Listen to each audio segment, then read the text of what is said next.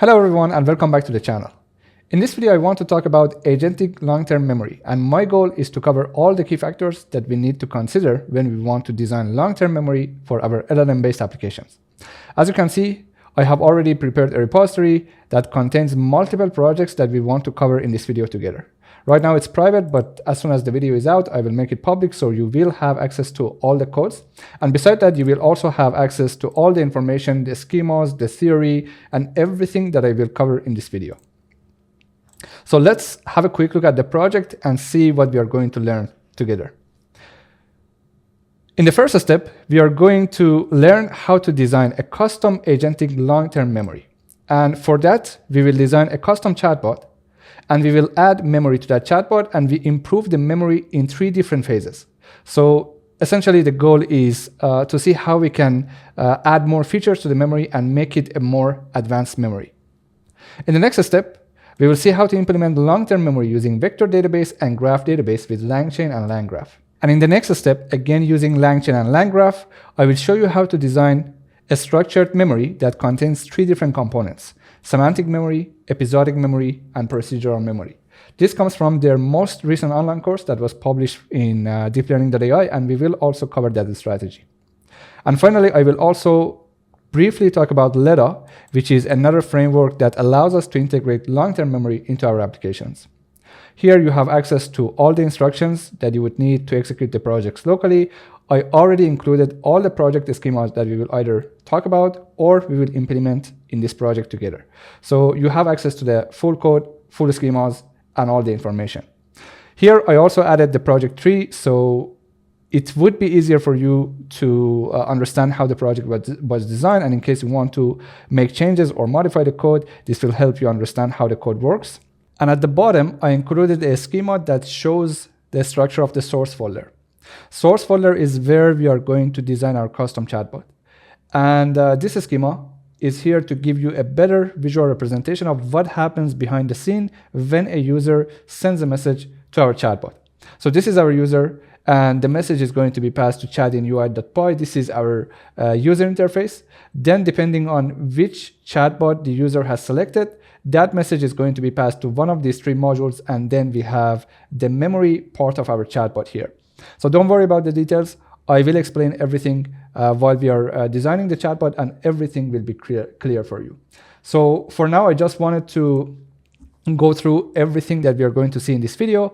And in the next step, I just want to quickly show you how the chatbot would work and what I mean by designing a custom chatbot with a long-term memory. So as you can see, I have used Gradio for designing the user interface.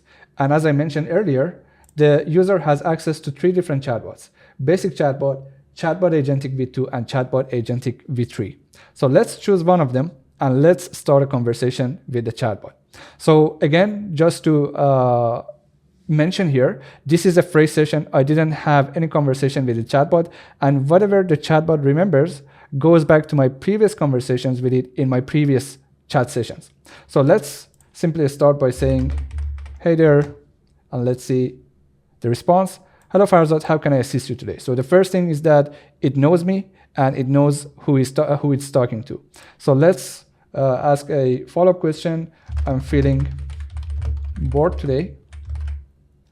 Give me some suggestions for fun activities to cheer me up."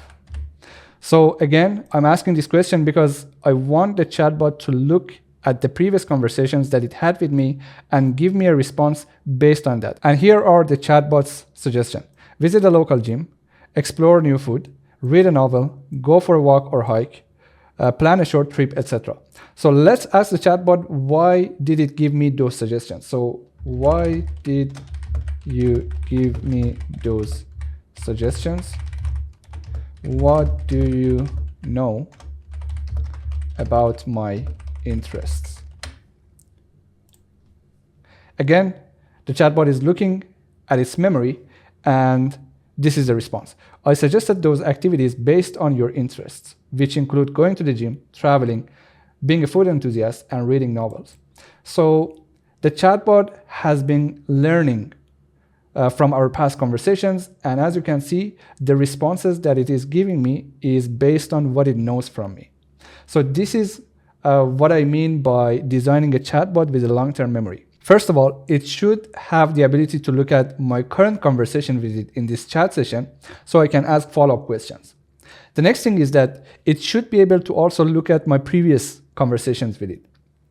And in case, for instance, let me ask another question that shows you how the chatbot would remember one of my past conversations. What was the last food recipe that I asked from you? It should give me the answer of spaghetti ravioli. That's what I have in mind.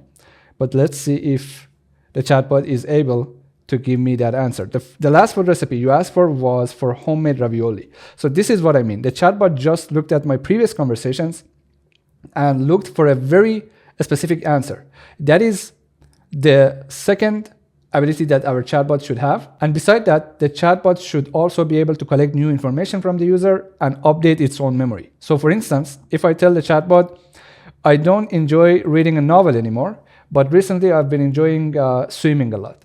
The chatbot should be able to update its own memory, remove reading a novel from my interests, and add swimming to them.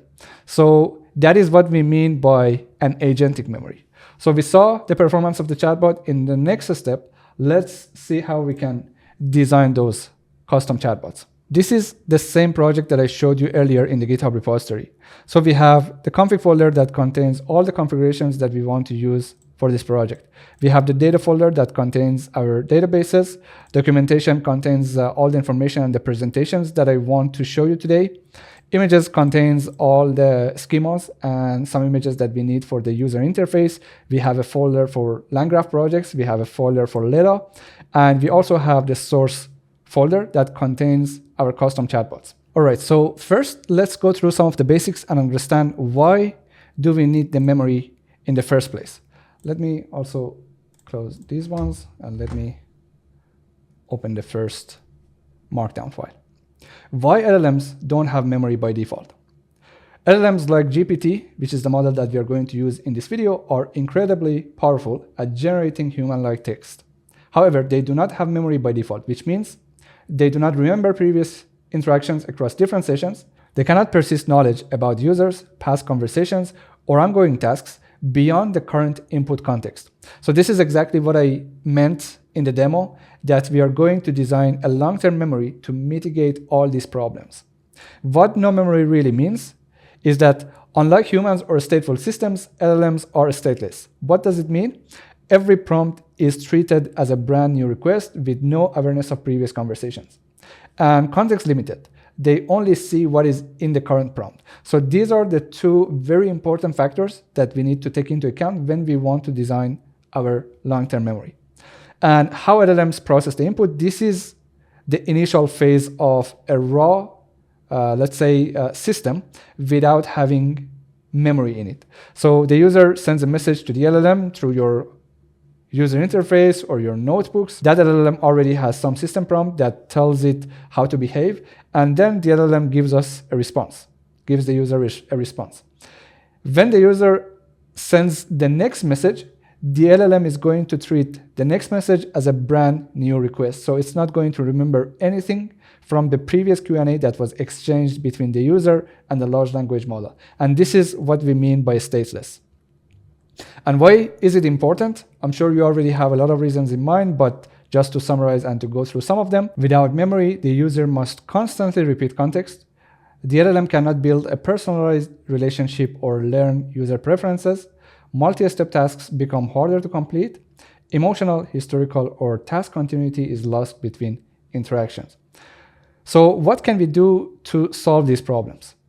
These are some of the strategies that we can utilize to design a long-term memory. And in this video, we are going to see all of them. So the first step that we can take to design a long-term memory is to store chat history in different databases. For instance, SQL database, vector database, or graph database, or a combination of these databases. And as you know, each one of these databases gives us different capabilities, especially in terms of content retrieval. So when we want to design a long-term memory, the first thing is to think about the performance and the type of behavior that we expect from our system. And based on that, we should be able to choose the right database for our system. It might be a SQL database or a vector database or a combination of these databases. So for instance, using vector databases and vector store for semantic memory retrieval would allow us to perform semantic search behind the scene and retrieve the most relevant content based on the user's latest question. So in the demo, I asked the chatbot, what was the last food recipe that I asked you? And the chatbot performed a semantic search behind the scene.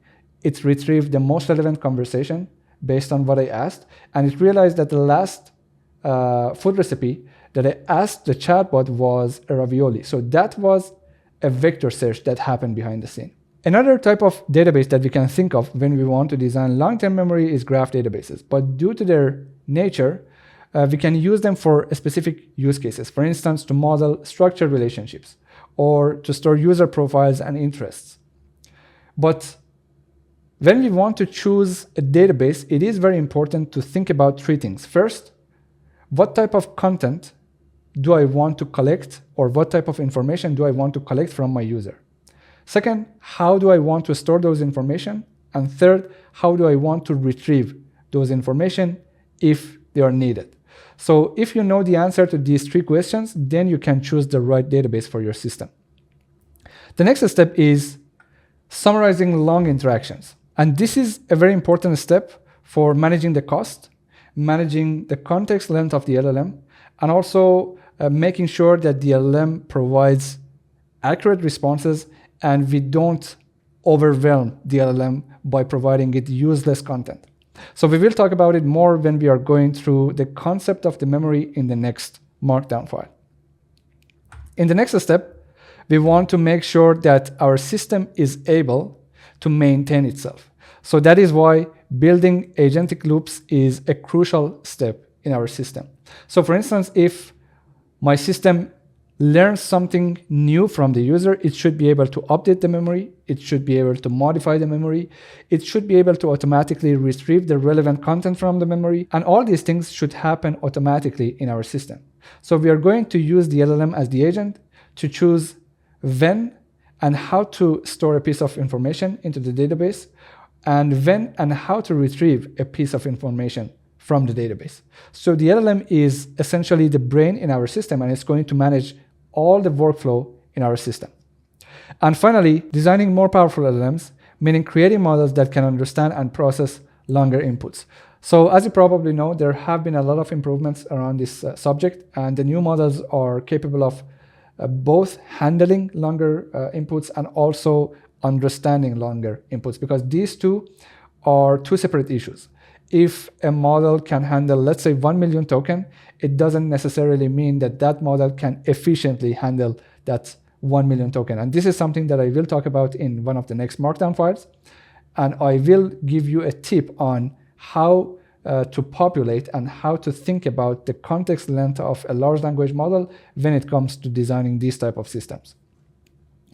And the bottom line is LLMs are powerful but forgetful, and memory must be engineered externally to unlock their full potential. In the bottom, I also provided some more context about why we just don't design LLMs with infinite context length. In case you are curious to learn more about the challenges that exist in that domain, feel free to go through this extra information and understand what is happening with the LLMs and why we cannot just simply go with LLMs with infinite context length.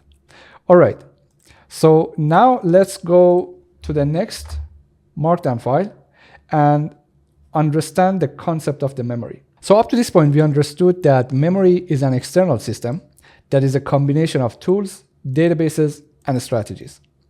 Together, these simulate memory by deciding what to store, figuring out how to retrieve it, and most importantly, how to insert the retrieved data into the model's prompt to guide its behavior.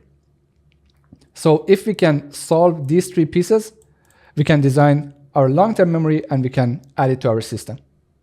So let's go through this schema and understand how we can integrate memory into our large language model. As I mentioned earlier, all that an LLM sees in an individual call is what we pass to that LLM with that prompt. So in the case that there is no memory and there is no extra information that we want to provide to the large language model, a simplified version, the default behavior, we can think of having the instructions that we pass to the LLM as the system prompt in the case of GPT models, and the user's last question or last prompt. So the instructions can simply be something like you are a helpful assistant, and the prompt can be anything that the user asks in that specific call. So let me show you an example here. So for instance, here I'm loading the GPT model, GPT-4o mini, and then I have the system prompt, which is you are a helpful assistant. Then I have the message that is going to be passed to the LLM as the user's prompt. So if I tell the model, for instance, what is my name and what I do, the model will probably greet me in a nice manner. So that is the typical behavior, right?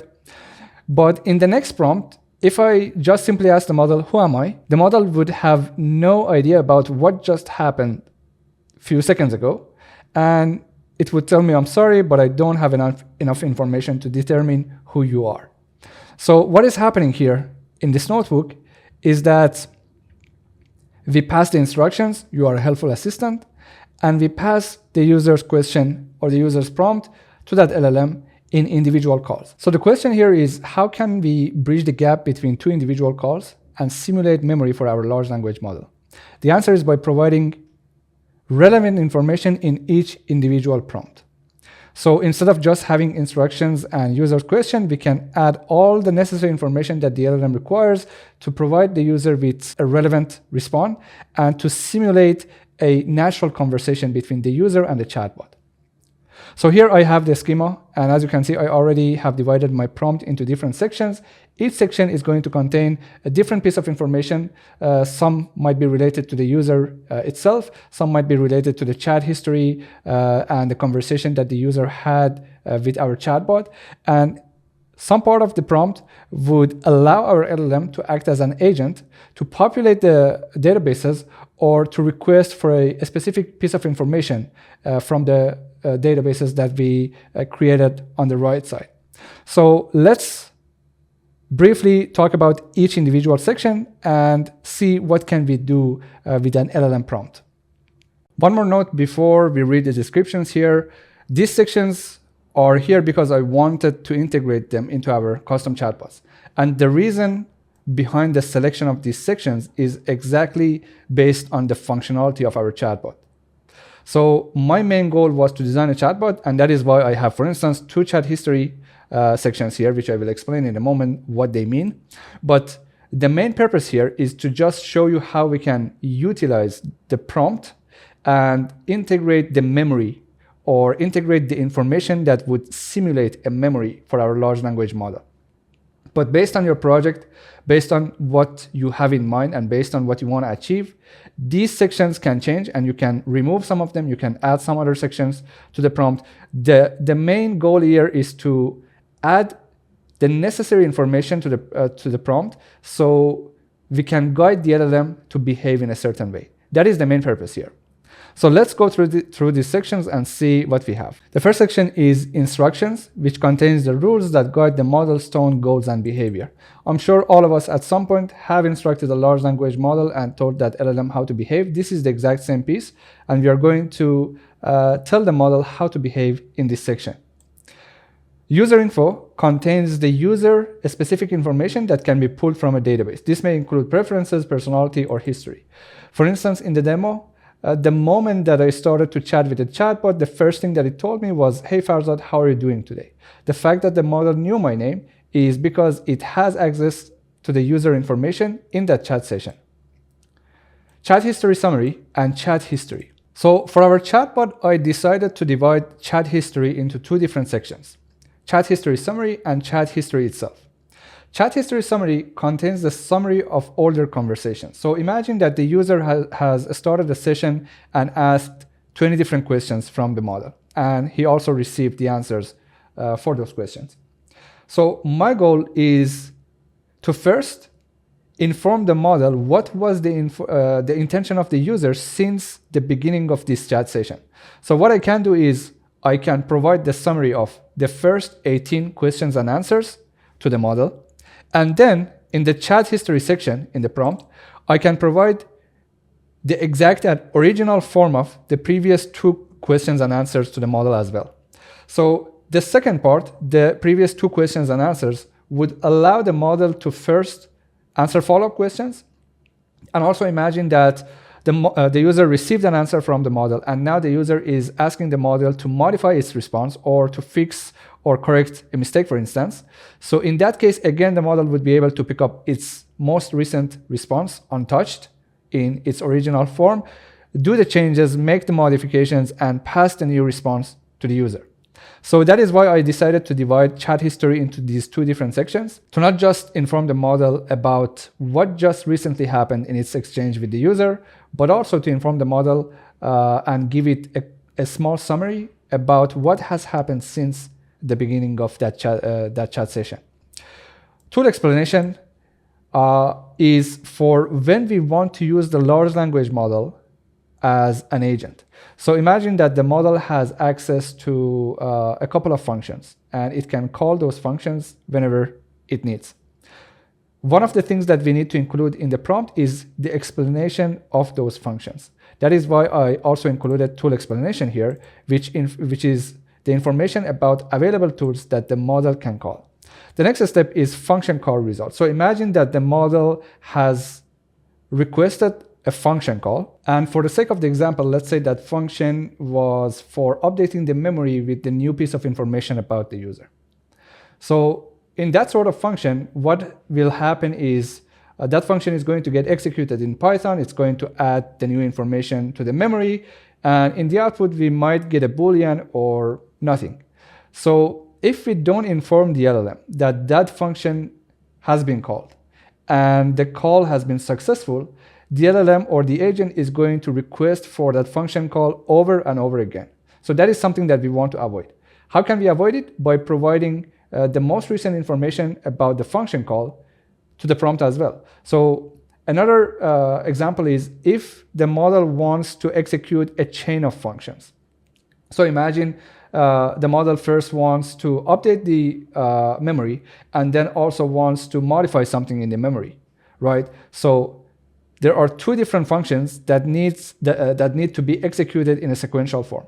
Again, how the model can understand that the first function was executed, so now it can request for the second function, is by providing the result of the first function call to the model, and also after the execution of the second function, we can provide the result of the second function call to the model. So this is very important, and we are also going to include this in our prompt for our custom chatbot, so the model understands that it just requested a function call and that function call was successful or unsuccessful, so the model can now decide for the next step. We can also provide future examples to the model, and these are examples to help guide the model's reasoning over a specific task.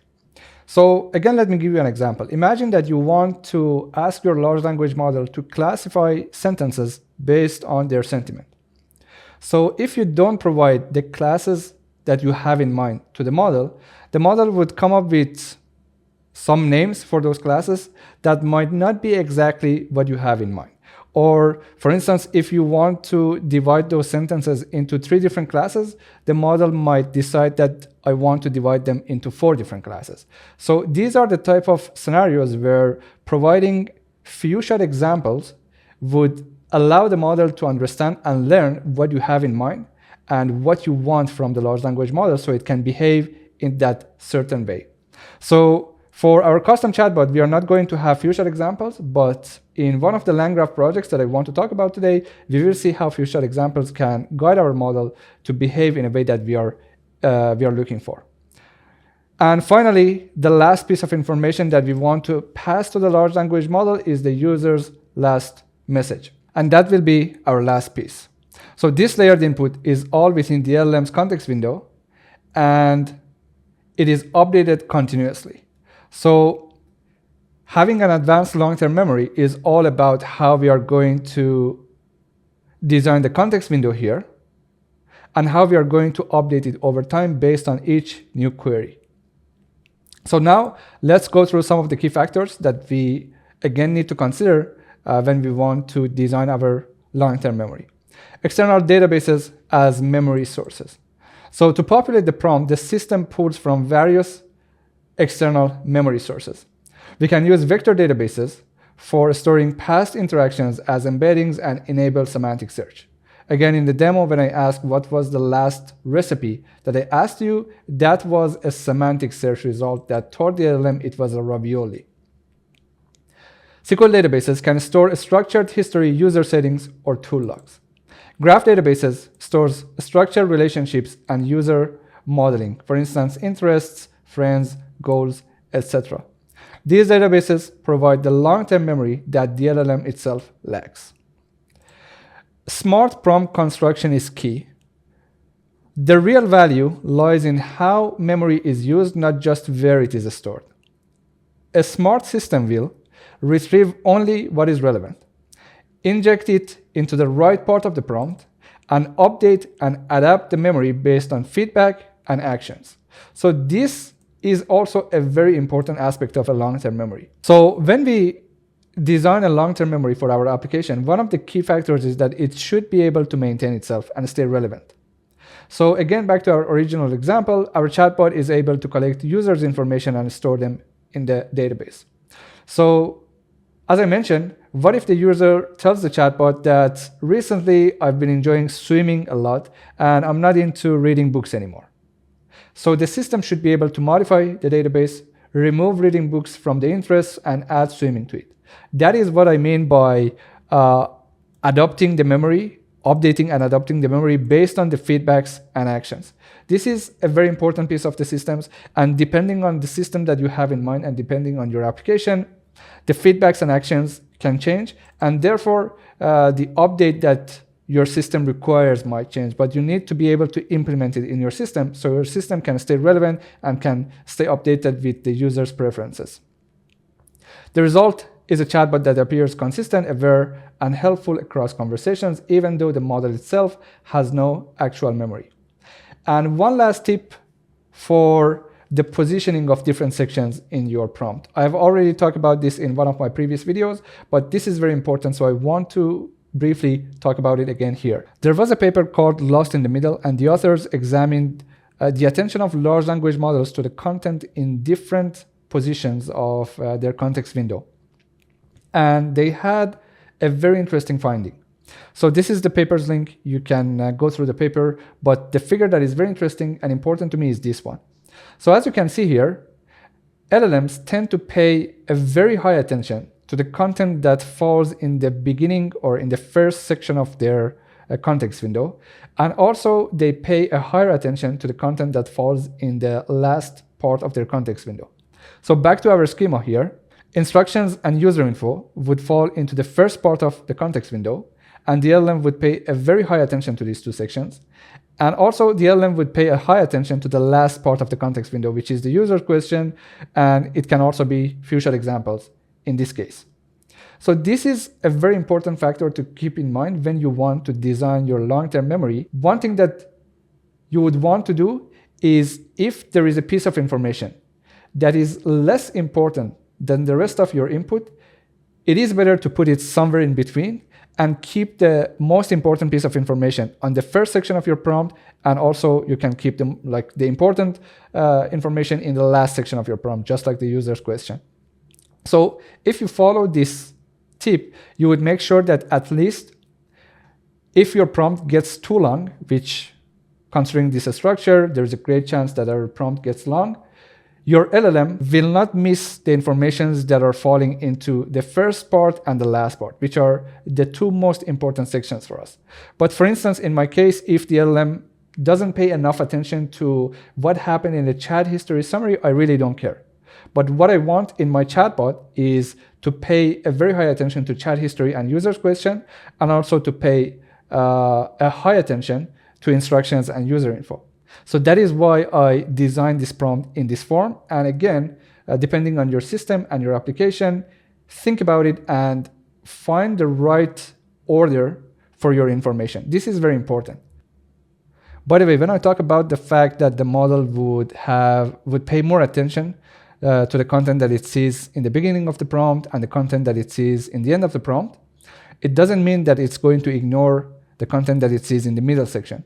So to put it into an example, if I start asking questions about different sections of the prompt, there is less chance that my model would hallucinate over the content that it sees in the beginning, and then after that over the content that it sees at the end. But overall, the model should be able to get the idea of whatever it sees even in the middle section, and it should be able to pick up the important stuff. But again, that's just somehow a rule of thumb to keep it in mind. Make sure that when you want to organize your prompt, you keep that point in mind, and make sure that you place the most important pieces of your information in the beginning, and then after that at the end of the prompt.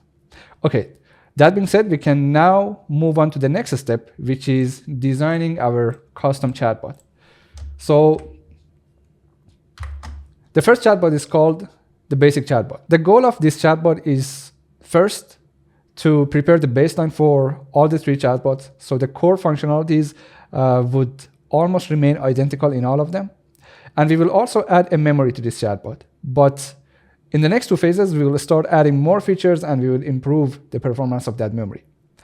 So first, I will go through the markdown file here. We will also see the project schema, the chatbot's schema. I will walk through this schema. Then we will go through the schema for the source folder to give you an idea of how the modules interact with each other in the source folder. And finally, we will have a walkthrough on the chatbot's code, and then we will execute it in the terminal and we will see how it works. So the way that it works in all of the chatbots is as soon as the user sends a message through the user interface, that message, actually, let me right now open source structure. As soon as the user sends a message through the UI, which is chat in UI.py, our user interface has access to three different chatbots: utils.chatbot.py, utils.chatbot agentic v2, and utils.chatbot agentic v3. These are the three modules, the three classes that will be called based on the user's preference, based on the user selection. We saw it in the demo that the user will have access to all the three chatbots in the user interface.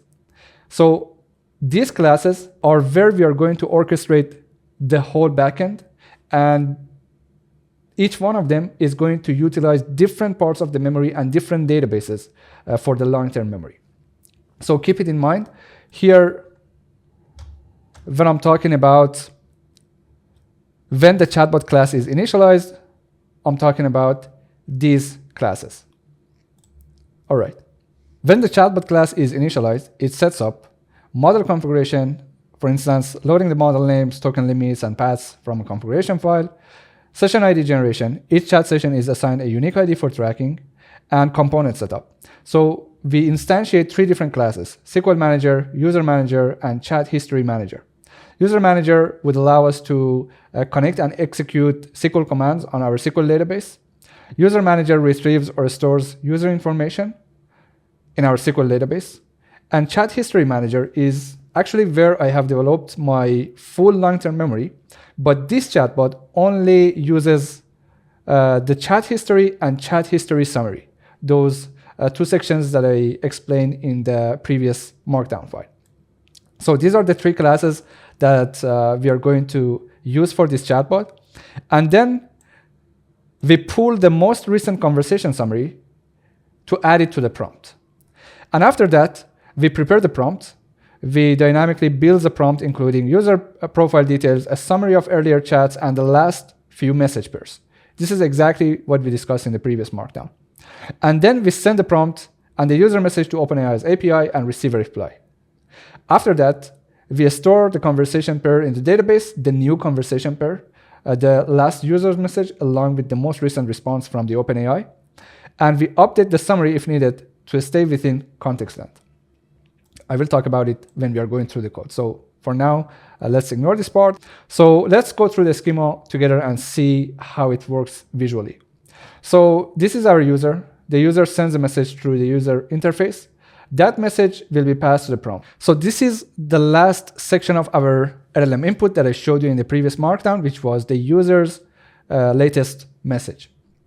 Then from the other side, from the system side, we are going to pull necessary information and add them to our LLM input. So we have the instructions, we have the user info, chat history summary, and chat history. These are the Python functions that we are going to use throughout this process. So let me also explain what happens and how we are retrieving this content. Instructions is a static instruction that we insert into the system role of our GPT model.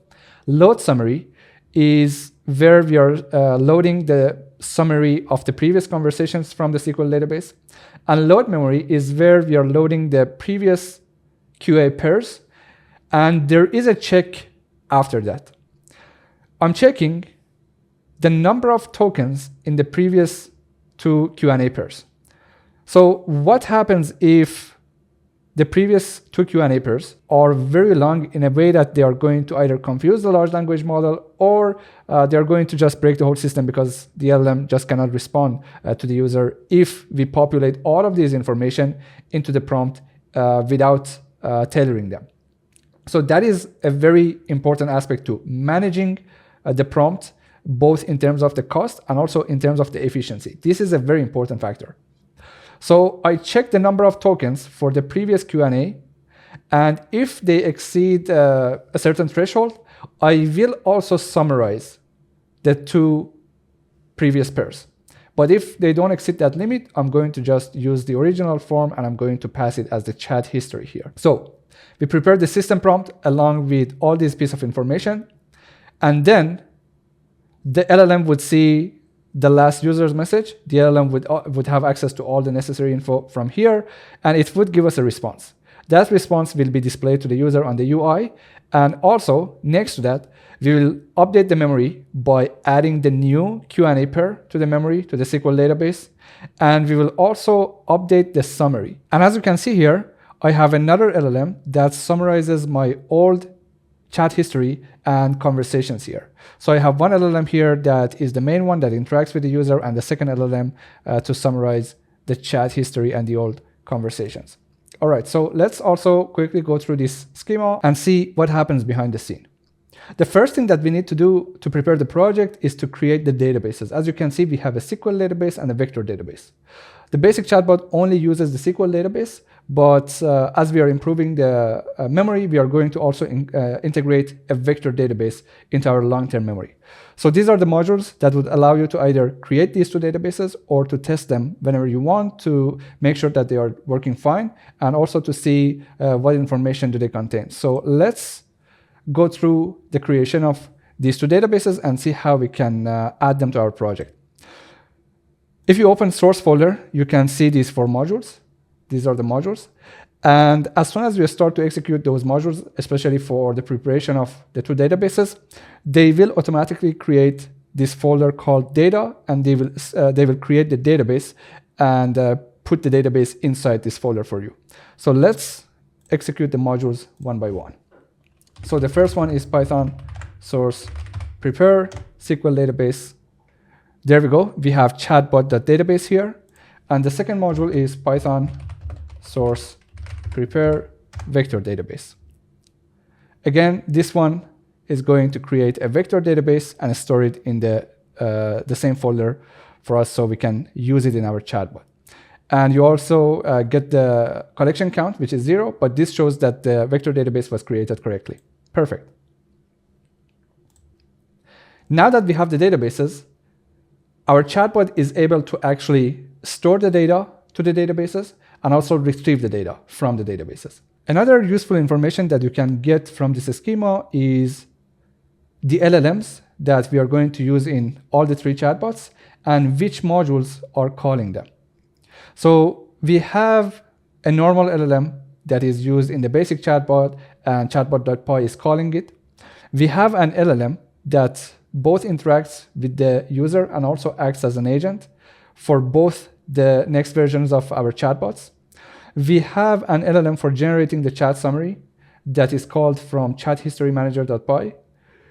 There is an LLM for summarizing the search result from the SQL database that is in the searchmanager.py. And the last LLM, which is for summarizing the search result from the vector database in the RAG pipeline, is called from the vector database manager.py. So in case you want to change the LLM, or in case, for instance, you want to use an open source LLM, you know which modules are calling the large language models, and you can modify the code easily. So this is something that came up based on the questions that you have asked from me for the previous videos. Many people wanted to change the large language models from the GPT to something else. And this schema is going to guide you in case you want to modify the code.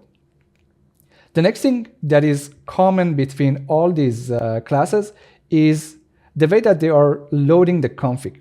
So we have a file called config.yam that includes all the configurations. From that file, we are loading everything inside config.py. So if I open source and then go to the utils folder, there is a module called config.py. And here you can see all the configurations that we are loading from config.yam. So let's also have a quick look at config.yam and see what are the configurations that we are going to use in our project. We have the directories that gets the directory for the SQL database and also for the vector database. We have the LLM configs that defines the chat model. This is the model that interacts with the user and also acts as an agent in the next two chatbots, which is GPT-4 Omni in our case.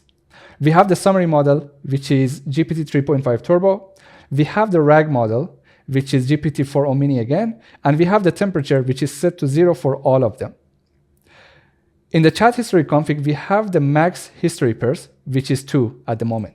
So if I go back to my image here, this is the chat history, and 2 means we are going to pass 2 previous question and answer pairs to this chat history section in our prompt. We have max characters and max tokens. I already talked about max tokens. This is where that value will be used. Again, we are going to check the output of load memory function, and in case it exceeds the token limit, which is currently 2000, we are going to summarize that output before passing it to the prompt. There is another value here, which is called max characters, and it is now set to 1000. So we will see this in the third chatbot in the RAG pipeline, where I will perform another check from the output of the vector search. And in case the output of the vector search is above 1000 characters, I will pass that output along with the user's question to another LLM that is instructed to summarize the output and keep the most relevant information to the user question. So we will summarize the output of the vector search before passing it to the main agent again. So the key takeaway is my main goal is to manage the prompt size of my main agent. And a question that you might ask is, why am I using max characters here and max tokens here? Why not just go with one of them? The reason behind that is because I wanted to show you both strategies. I personally would prefer to manage the prompt size with the number of tokens, but you can choose either of these two strategies. You can filter based on the number of characters, or you can filter based on the number of tokens. The next variable here is maximum function calls, which is set to 3 right now. So in the next two chatbots, our main LLM would also act as an agent. And that agent is designed inside a while loop. So when the user's question or the last message of the user is passed to the large language model, that model can also call a function. And based on the system design, I know that that model should not call more than 3 functions or should not call one function more than 3 times. So the first one is just the fact that I know that there is no way that that model can request for more than 3 functions based on the functions that we are going to define and pass to that model. And the second one is just some sort of a safety measure to make sure that that model is not going to get stuck in the while loop. So in case, for any reason, the function calls fail, we can use this variable to come out of that while loop and proceed to the next step. And finally, we have vector database config that contains the collection name, chat history, the embedding model's name, text embedding 3 small, and k is the number of retrieved content for our vector search. I will not go into the details of the RAG pipeline here. I have already explained RAG pipelines multiple times in my previous projects, but in this video, I will utilize the RAG pipeline to improve our long-term memory. So up to this point, we prepared the databases. We went through all the configurations in our config.yaml file. In the next step, we can go through our basic chatbot and see how the chatbot works. This is the class that orchestrates everything for our basic chatbot. So first, let's go through the class itself and see what happens from a higher standpoint, and then we will go through each one of these classes that are used here and the functions that we are calling in this class. So we start by loading the config, preparing the OpenAI client, and these are the necessary configs that will be used in our basic chatbot. Then we create an instance from the SQL Manager class, another instance from User Manager class. We assign a unique ID to this chat session, and then we create another instance from Chat History Manager. Then we load the previous summary by calling getLatest from this class. And we have a function called chat. This function first prepares the system prompt and then makes the API call to the GPT model, gets the response, update the memory, update the chat history in our SQL database, and also update the chat summary in our SQL database, and sends back the response to be displayed to the user. So first, let's go and see how we are populating the system prompt. So this module, prepare system prompt.py, contains all the functions that will be used for populating the system prompts for different chatbots. I have different system prompts because each chatbot is different from the other. So the first one only has one LLM that acts as a simple LLM and interacts with the user. But for the next two chatbots, our LLM also acts as an agent. And for each one of them, the LLM has access to a different set of functions. That is why I have different functions for each one of the chatbots here. For the basic chatbot, the function gets the user information, chat summary, and chat history. And then we simply instruct the model to act as a professional assistant. We pass the user info, we pass the chat summary, we pass the chat history, and this is how we prepare the system prompt. So if you check here, we are preparing the system prompt and pass it to this part of the GPT API call. And we also we also send the user's message to the GPT model. So this is the prepare system prompt section. And on the top, we also saw that we are creating instances from different classes. The first one is the SQL Manager. If I open this class, you will see that this class is only designed to execute SQL queries in Python. So we have a class called SQL Manager that is handling SQL database connections and executing queries. There is another class called User Manager. This class is responsible for getting the user info, updating the user info, and modifying the user info if necessary. Basic chatbot only calls the get user info because, again, in the basic chatbot, our LLM only acts as a simple large language model, and it is not acting as an agent. So it does not have the capability to automatically collect the user's info and request for the database update. So the question that may arise here is, so for this chatbot, how do we want to present these informations? When we created the database using Prepare SQL Database, one of the things that I did here manually is that I added a sample user with the name, last name, occupation, location, age, gender, interests. As you can see, some of these fields are already filled and some of them are empty, since we want to see how we can populate these fields automatically with the next chatbots. But this will make sure that our basic chatbot will at least have access to these information, and with this we are somehow simulating a warm start for our basic chatbot. So back to User Manager. Again, these are the information that we would provide to the chatbot, and there is another note here. So there are multiple ways that you can collect the user info with your chatbot. With the basic chatbot, of course, the only way to do it is to collect the user info statically, just like what we did in that Prepare SQL database.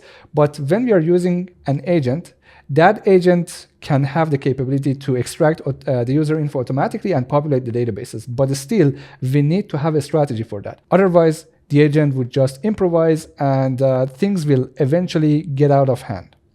So depending on the type of the database that you're using to collect the user info, there are different strategies that you can utilize the agent in order to collect the user info. For instance, here, I'm using a SQL database. So what I will pass to the next two chatbots is exactly this list. So I will specifically instruct the agent that if the user provides you with any of these information, collect those information and request an update for the SQL database. Otherwise, just pass the information. So this way, I will make sure that the information that are being collected are controlled, and we always can reference this information, and we can make sure that the fields that are inside our SQL database stay consistent. But on the other side, for instance, if you're using a graph database to collect the user info, you can implement a much more flexible and also powerful approach. And you can also allow the agent to act more freely and be more creative. So in this project, for all the three chatbots, this is the structure that I will follow for collecting the user info. As you saw, we already populated some of these informations, and we, on purpose, we kept some of these fields empty because we want the next agents to capture those information and populate the database for us. So this is another piece of info from this function. For now, let's continue on the basic chatbot, and when we go through the next chatbots, I will explain the rest of this class to you as well. So we just saw user manager, which is the second class that we use in this chatbot, and the third and the final class is chat history manager. Basic chatbot only uses three functions from this class. The first function is get latest summary, which retrieves the most recent summary from the database. Then we have add to history, which adds the most recent pair of question and answer to the database. And finally, update chat summary, which creates a new summary and add that summary to the database.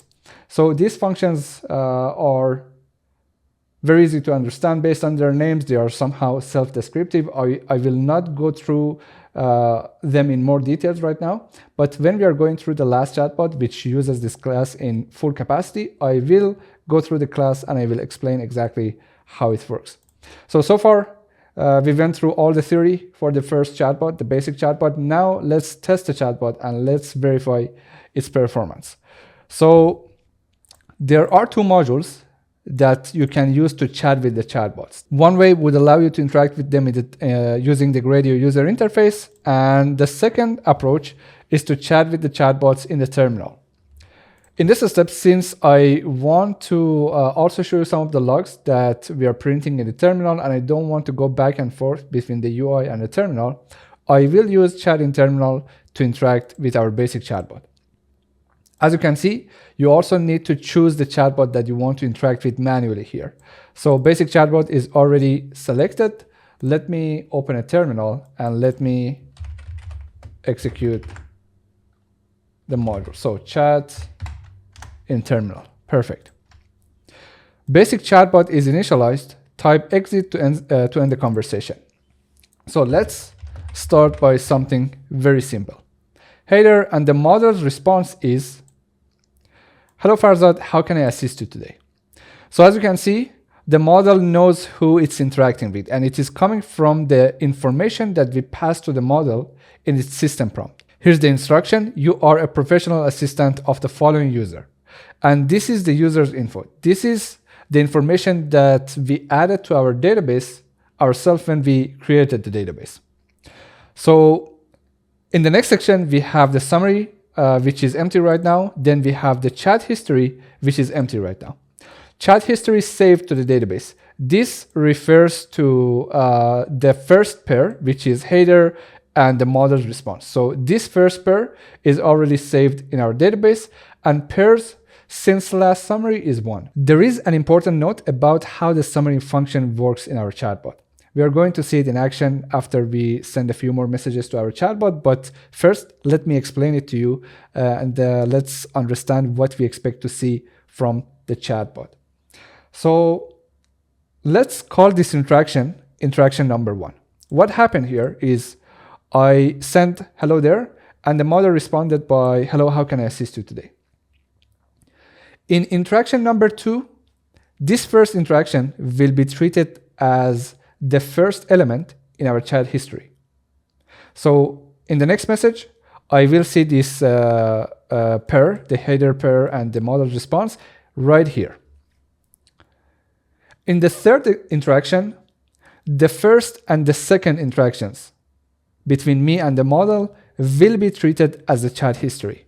And again, we are going to see both of them right here. And why both of them? Because in the config file, I have already set max history pairs to be equal to 2. In the fourth interaction, the first one, which is right here, will not appear in the chat history anymore. And this one will be considered as an old conversation. So the model will not directly see this interaction in the chat history. So that is in that moment that we need a summary to come into play. So the way that I designed the summary function is until we hit this number in the chat history, the summary function is not going to get executed. And it is only after we cross that number and the user sends the next message after these two pairs that our summary function will get triggered. It is going to create a summary. It's going to store it on the database. And from that moment, we are going to see the summary section populated with our most recent summary.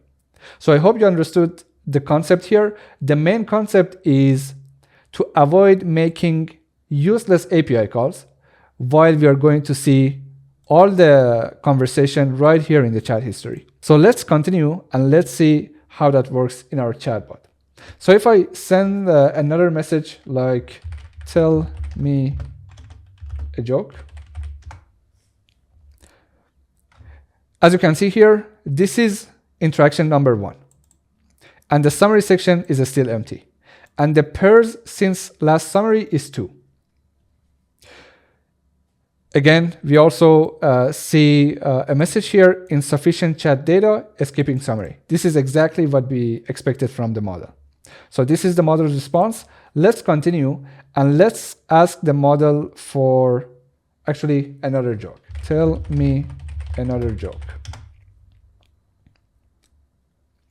So for this prompt, for the third interaction, the model could see the first interaction and the second interaction. So this is the first interaction, and this is the second interaction between the user and the large language model. Again, there was no need for the summary to be generated and to be added to this system prompt. But as you can see, after this interaction, the summary function was triggered. Chat history summary generated and saved to the database. So from the next interaction between me and the chatbot, I expect to also see the summary of my previous conversations. So let's continue and let's ask the chatbot something like, give me a suggestion for a fun activity. There you go. The summary section just got populated with the old conversation because we do not have that part of the conversation anymore in our chat history. So again, for efficiency, I didn't want to make redundant API calls for the large language model. So I decided to design the summary function to only get triggered when we have enough old conversation and chat history pairs that our chat history itself will not include them anymore. And based on the number of max history pairs that you define here, it automatically would trigger the summary function immediately after crossing that number. So that was pretty much it for the first chatbot. In the next step, we want to improve the performance of our chatbot. The first thing that we want to change is the large language model. Right now, that LLM can only interact with the user. But for the next chatbot, we want to change the functionality of the LLM to also act as an agent. That agent can both search the database and chat history whenever it feels like that it is necessary, and also request for updating the database based on the new information that it can learn from the user. Let's go and see how we can design the second chatbot. All right, so now let's go through our second chatbot, Agentic Chatbot V2. The main goal here is to design our first version of custom agentic long-term memory and add it to our chatbot. Just like before, first I will go through the descriptions, then we will talk about the schema, we will go through the code, and we will test the chatbot and see how it works. The first change is to transform the assistant into an interactive agent that can call tools, retrieve information, and update user data. And we are going to use our basic chatbot as the baseline for both chatbot v2 and chatbot v3. So many parts of this schema should be very familiar to you. We just discussed it in our basic chatbot. Also in core functionalities, the first steps are exactly similar to our basic chatbot. We prepare the OpenAI client, we use user manager class and chat history manager class, and we also load the configuration like temperature, max tokens, model name, etc. Here are the new steps and the new classes that we want to use in our chatbot. The first one is the utils class. From that class specifically, we want a function that converts our Python functions to JSON schema so we can pass them to our GPT model. That's how function calling works. In my previous videos, I explained everything in more detail. So in case you have any doubts about it, feel free to check the previous videos to understand how function calling works. We will also use another class called Search Manager. This class allows the chatbot to query the SQL database using keyword or phrase-based search. So this is the class that contains search chat history. These are the two functions that we want to pass to our large language model. One of them is add user info to database, and the second one is search chat history. The way that we are going to provide those functions to the large language model is to first convert them to a JSON schema and to wrap them in a list. We will see that in the code, but this is how we can pass multiple functions to a GPT model. And the way that the main large language model works is inside a while loop. That is what I'm calling conversation flow right here. Why a while loop? Because we have one main agent, and that agent can directly respond to the user, or that agent can call for a function. So if the agent call for a function, we need to first execute that function, provide the function execution result to that agent so the agent can make the second decision. Until the agent receives the information that it is looking for, it may want to call functions. So that is why we need a while loop. That while loop would allow our agent to go through the loops, call a function, check the results, if necessary, call the second function, and so on. So let's go through the while loop and see how it works. As usual, it starts by our user sending a message to the system. Then our chatbot will build a prompt that includes current user message, recent chat history, a summary of earlier conversations, and any previous function call result. It also includes the user info. So let me quickly add that one as well. So user info is something that we saw in the previous chatbot as well. So this is what the system prompt will contain. Then we send the prompt to the GPT model to get the response. The model can either reply directly or request to call a function. And these are the two functions that our model in this chatbot v2 will have access to. If a function is requested, the chatbot executes the function, saves the result, builds a new system prompt, and then sends that new system prompt to our GPT model again. If there is no function, or after executing one, the chatbot stores the conversation in a local database, updates the summary, sends the final response to the user. In order to execute the functions, as you can imagine, the large language model itself cannot execute a Python function, but it can just give us the name of the function along with the arguments for that function. So we need to have a mechanism that executes those functions based on the large language model's recent call. So the chatbot supports JSON-based function calling, where GPT decides what tool to use and what arguments to provide. For example, GPT might say, call add user info to the database with this information. Name is John and age is 32. The chatbot executes the function, updates the database, then returns the success or failure result back to the GPT. And GPT continues the conversation with the updated context.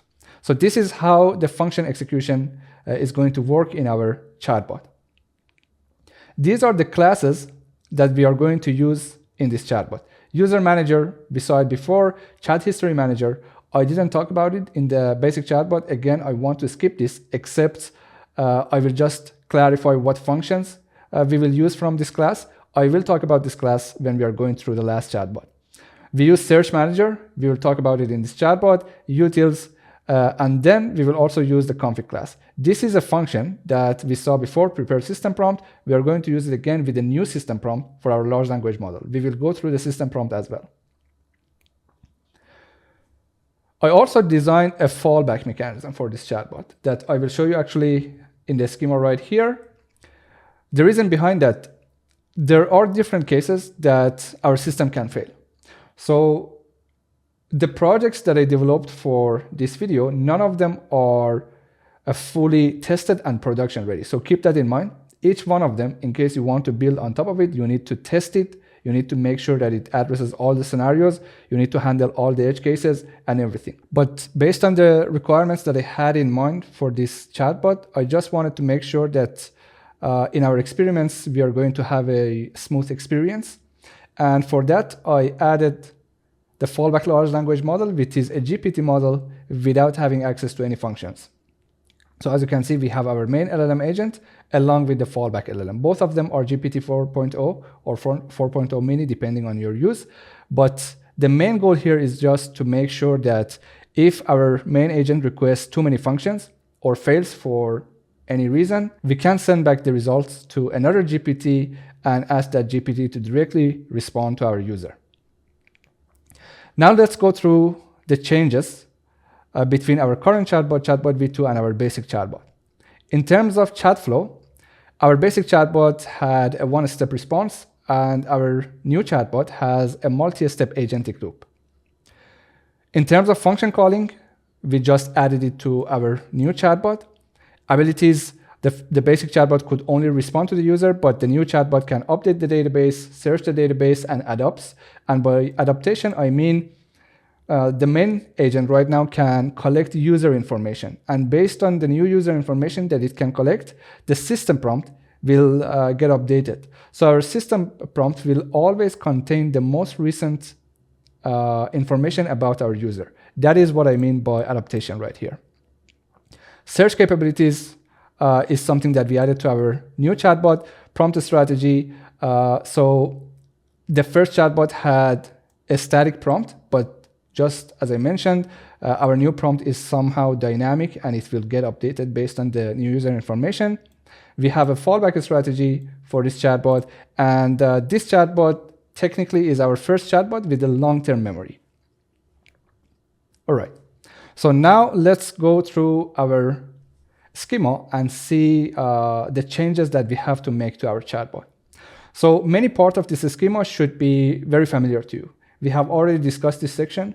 We also discussed this part. The changes begin with our main LLM agent that is a large language model that has access to multiple functions right now. One of them is update user info and the other one is search chat history. And we also have a fallback LLM that I explain why it is here and what it is supposed to do for us. There is something that you have probably noticed is the existence of another large language model in our search chat history. Just like what we did for load memory, search chat history might retrieve a big chunk of information from our SQL database. So to manage the context window of our large language model, I check the length of the result for search chat history, and in case it passes a certain threshold, which is right now 1000 characters, I pass that to a large language model for summarization, and then I will add the summary to our system prompt in the next GPT call. So keep that in mind. The main goal of this large language model, just like what we did here, is to manage the information in the context window.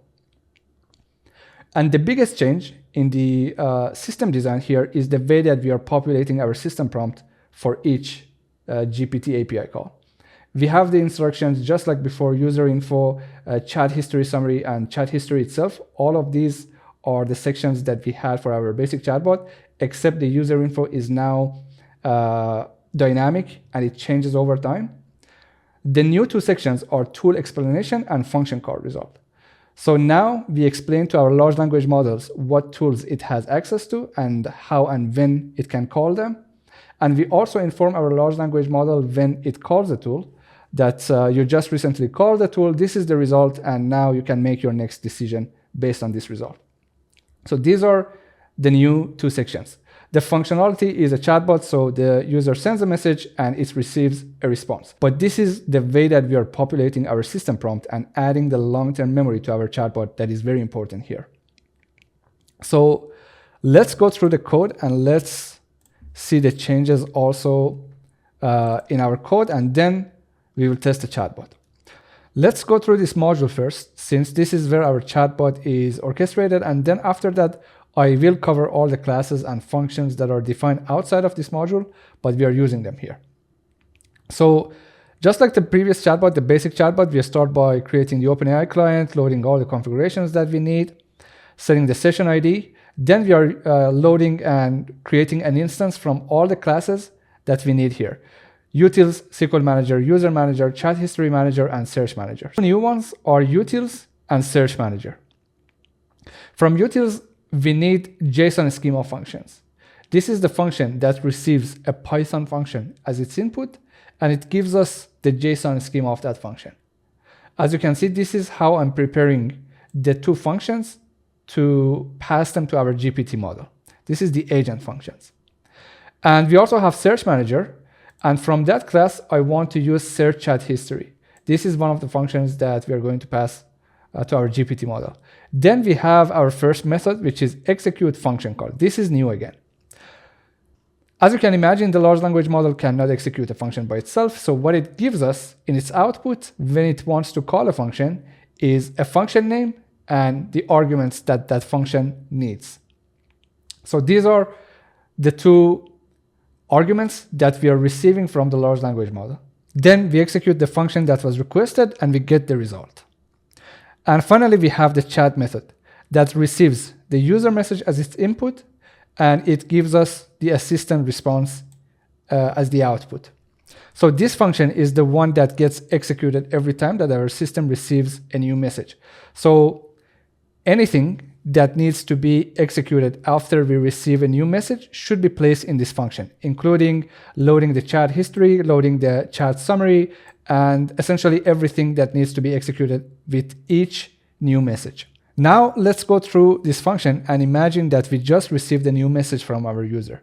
In that way, I can cover different scenarios and I can explain how this workflow is designed and how it's working. So we start by preparing the variables that we need for this function, which is first function called result section, which is empty. So this is a part of our system prompt. And in case there was no function result, we just populated with an empty string. We have function call state, which is none at the moment. So initially, we assume that there was no function call, right? So that is why we have it as none. Then we have chat state equal to thinking. Chat state is one of the ways that I'm managing this workflow, and I'm making sure that we are not falling into an infinite loop. So it can either get thinking or finished. Right now, it is set to thinking. Then we have function call count. Again, another way to make sure that we are not falling into an infinite loop is by managing the number of function calls that can occur in our system. Based on the requirements, I know that my system will not execute or will not go through more than 3 function calls. So right now, the threshold for this value is 3 on the config, but again, you can change it based on the requirements that you have in mind. Then we load the chat history, and we also load the previous summary. These are for populating our system prompt. Then we enter the main while loop, the conversational flow that I talked about before. So this is a new message, right? So when we go through the while loop, we are going to skip these sections for a new message, and we are going to jump to this part, system prompt preparation. Prepare system prompt for Agentic Chatbot v2. The inputs are the user info, previous summary, chat history, and function call result section. In the next step, we pass the system prompt to a large language model along with the user's message. Our large language model has access to those 2 functions. The model can either respond directly to the user. So in case the model responds directly, we go into this section. We send back the response to our user. And in case the model decides to call a function, we go into this section. But this has 2 subsections in itself. First, we check if the number of function counts is above the threshold, or chat state is equal to finished. These are the two ways that I told you we are going to make sure that we won't fall into an infinite loop. And both of these indicate that the large language model should have responded to our user, but it decided again to call a function. So at this point, we are going to cut the loop and we are going to directly ask the fallback model to give us a response. This model, as you can see, it doesn't have access to any functions. So the only thing that we can get from this model is the response to our user based on the most recent message that the user sent to our system. So this is the fallback method that I told you on the schema. But in case we didn't surpass the threshold and the chat state is still thinking, we add one value to our function call count. We prepare the function call name and the function and the function's arguments, and we execute that function. We receive two outputs, function call state and function call result. What happens here? We go to the beginning of our while loop, right here. So this is where we prepare the function call section, the function call result section for the next system prompt. I check if function call was successful. It means that the function was executed and the result was successful. So we set the chat state to finished. We know that this is the last loop of our while loop. And if the function name was add user info to the database, we know that the user info was just updated based on that last function call. So what we do is we refresh the user info that is going to be populated in the next system prompt. And we also prepare the function call result section for our large language model. So the LLM would be informed about its most recent action, which was calling a function, and we instruct our large language model to proceed with the conversation using the new context. And in case the function call state was function called failed, we inform the large language model that the function call failed, and this would allow the large language model to again call that function. So in case the system failed for any reason, we are going to give the system another chance to make it work. So it can execute the function again, and it can finish the task that was requested by our large language model. And next, we check to make sure that we are not again above the threshold for the number of function calls. In case we pass that threshold, we directly ask our large language model to come up with a conclusion and let the user know, or even just to respond to a user without letting it know. Right now, I'm not asking directly from the model to inform the user that something has failed in the background, because this is something internal for our system. So the user doesn't really even need to know that there is this mechanism behind the scene, but we just ask our large language model to come up to a conclusion and just respond to the user directly right now. So this is a complete loop on our conversation flow. On the next step, let's go through the new classes and the new functions, and let's see how they are defined and how they can be used in our chatbot. Let's first go through the utils class and see what we have here. So we have three methods: count number of tokens, count number of characters, and JSON schema. We are going to use these two functions when we compare the information that is going to be passed to the system prompt of our main agent with a certain threshold. So these are the two methods that we can use, and you can go with either of them. Again, I just wanted to show you that you can use different methods and different techniques. And this is the function that converts a Python function into a JSON schema. So this function uses Pydantic library, which is a very famous library for this task, and this is how it's done. So I'm not going through the details. This is a function that I have used in my videos multiple times, so you should be familiar with it in case you have watched those videos. Let's go through the next new class in our chatbot. The next new class is Search Manager. And from Search Manager, we explicitly pass search chat history to our chatbot. This class has two methods: search chat history, which is the function that we pass to our GPT model, and summarize search result. This is the function that we will use when our search result has more characters than the threshold that we defined earlier. So The way that it works is it receives the search term that was provided by our GPT model. It runs the query on the SQL database using that search term, and it returns the result. In case the result contains any information, we are going to provide the result to the function and return function call successful. And in case the result contains no information and it is empty, the output is empty, we are going to inform the model that function call failed, no result found, please try again with a different word. So there is an important aspect about this function. As you can imagine, the way that we can query a SQL database is very specific. So in case the search term that we are using here does not explicitly exist in the SQL database, the result output will be empty. So that is the problem that we are going to solve with the next chatbot. For the next chatbot, we are going to implement a vector database alongside the SQL database. So we are going to use the SQL database for storing the chat history, for storing the summaries and everything else, like the user data included in the SQL database as well. But when it comes to searching the previous conversations based on a specific term or a phrase or whatever the model decides to pass as the argument, we are going to search that on our vector database.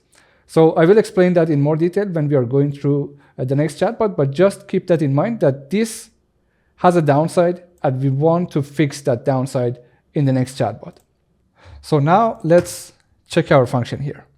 So our function as an input gets the user info, which is the type dictionary, and in the output it informs us about the function call state and also a piece of information about whether the user information was updated or not, or in case it failed, why it failed.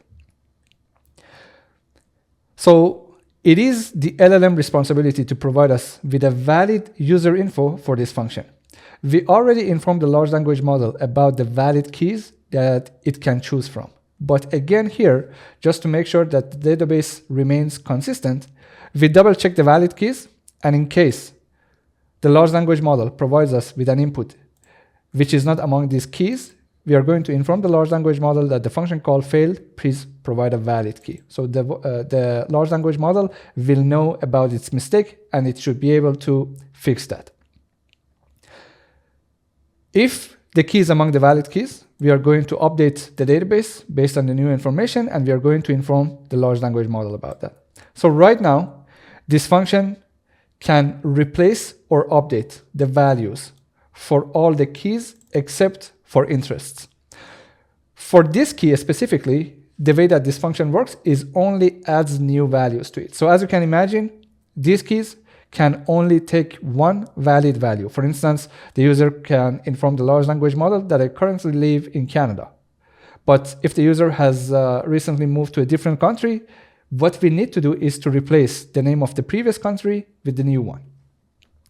But if the user informed the large language model that I used to love swimming a lot, but right now I don't like it, this function cannot replace swimming or cannot remove swimming. What it can do right now is to just add more interests to the user's interests column in our SQL database. So I didn't add that functionality or the other functionalities that might come to your mind and would be beneficial for our system is because my main focus here is on the system design of the long-term memory. But in case you want to change the behavior of the chatbot and improve its performance, you can expand the project and you can either modify this function or you can even add more functions to the GPT model so it can interact with the database in more different ways. All right. So up to this point, we finished the code review of the second chatbot, and right now we can test it and see how the long-term memory works. Before that, let me just change the large language model that we want to use for the main agent. GPT-4o mini is not a good large language model to be used as an agent. So for this chatbot, and also for the next one, I will use GPT-4o as our main agent. I also prepared a fresh SQL database because after the test, I want to show you the content of our database, but let's quickly verify the content in our SQL database right now. So if you execute check SQL database.py, you can see all the tables along with their information right here. So as you can see right now, chat history and summary tables are empty. And in user info table, we have one user with this information. So age, gender, and interests column are now empty.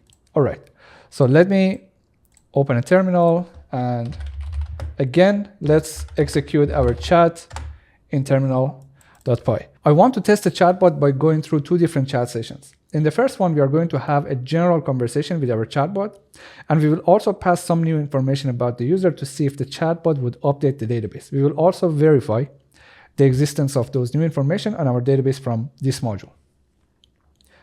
In the second chat session, I want to ask a question from the chatbot to force it to perform the search on our chat history and get the most relevant result, and then give us the response based on that.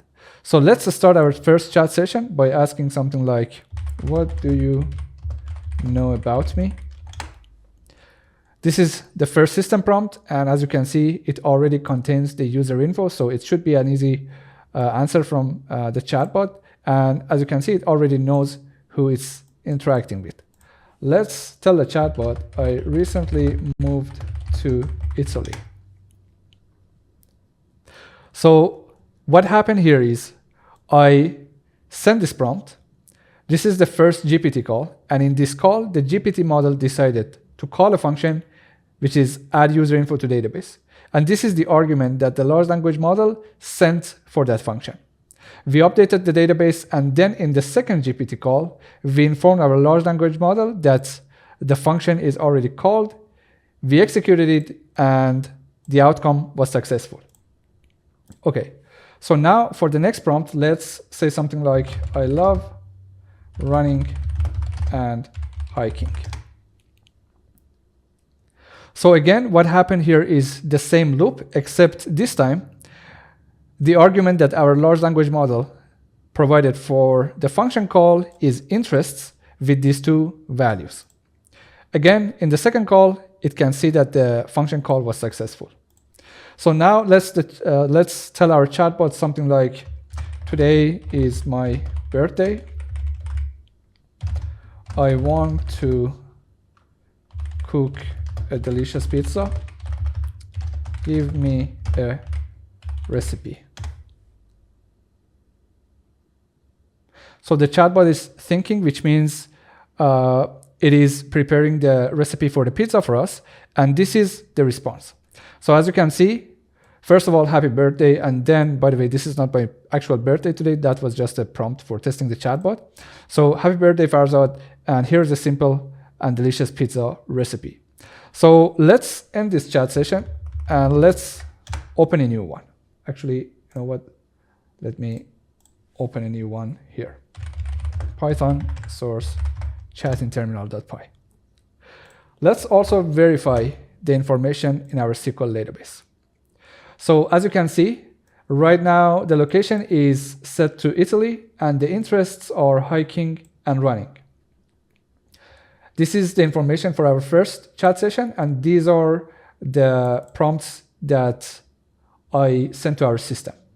So let's start the second chat session by asking a question from our chatbot that requires the search result from our SQL database. So if let me also close this one. If I ask the chatbot, when was the last time that I asked for the recipe of a pizza?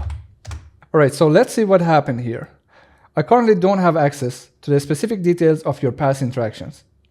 So if I go back to the first GPT call, we can see that after I send that prompt, we call the GPT model and it asks for search chat history function with this search term.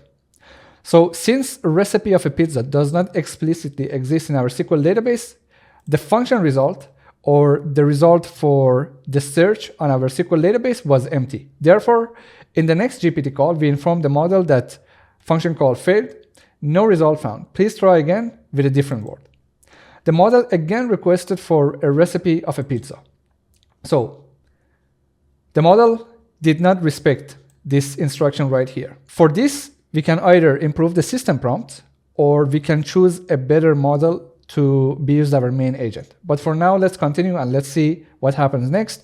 Of course, the function execution failed.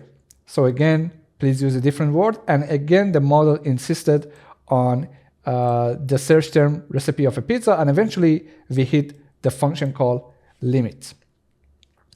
So that's what happened in this prompt, and that is exactly the downside of searching the chat history in a SQL database. So that is what we want to fix in the next chatbot. If we were performing the search on a vector database, this would never happen. So there is always the chance that in a vector search, we get the information that are not exactly relevant to what the user asked, but that is going to be the responsibility of another large language model to make that decision for us, whether the retrieved content is relevant or no. I will talk about it later in more detail. For now, let's guide our large language model in a better direction. So I know that we have talked about pizza before. Use pizza as the search term in just use pizza as the search term. So, of course, this specific user apparently knows a lot about how the system works, and this is not something that we get from the users, from the actual users. And again, that is another reason that we need to make sure that we test our systems and we adjust the system based on all the requirements and all the scenarios that can happen. So let's see what happens with this second search. So the model this time used search term pizza. What happened is the function call was successful, and we provide the summary of that conversation in the new system prompt right here. Why a summary? Because the retrieved content from the search result was above 1,000 characters. That is why we passed it to another GPT model for summarization, and then we provided the summary to our model right here. And here's the response. I already searched the chat history using pizza as a search term.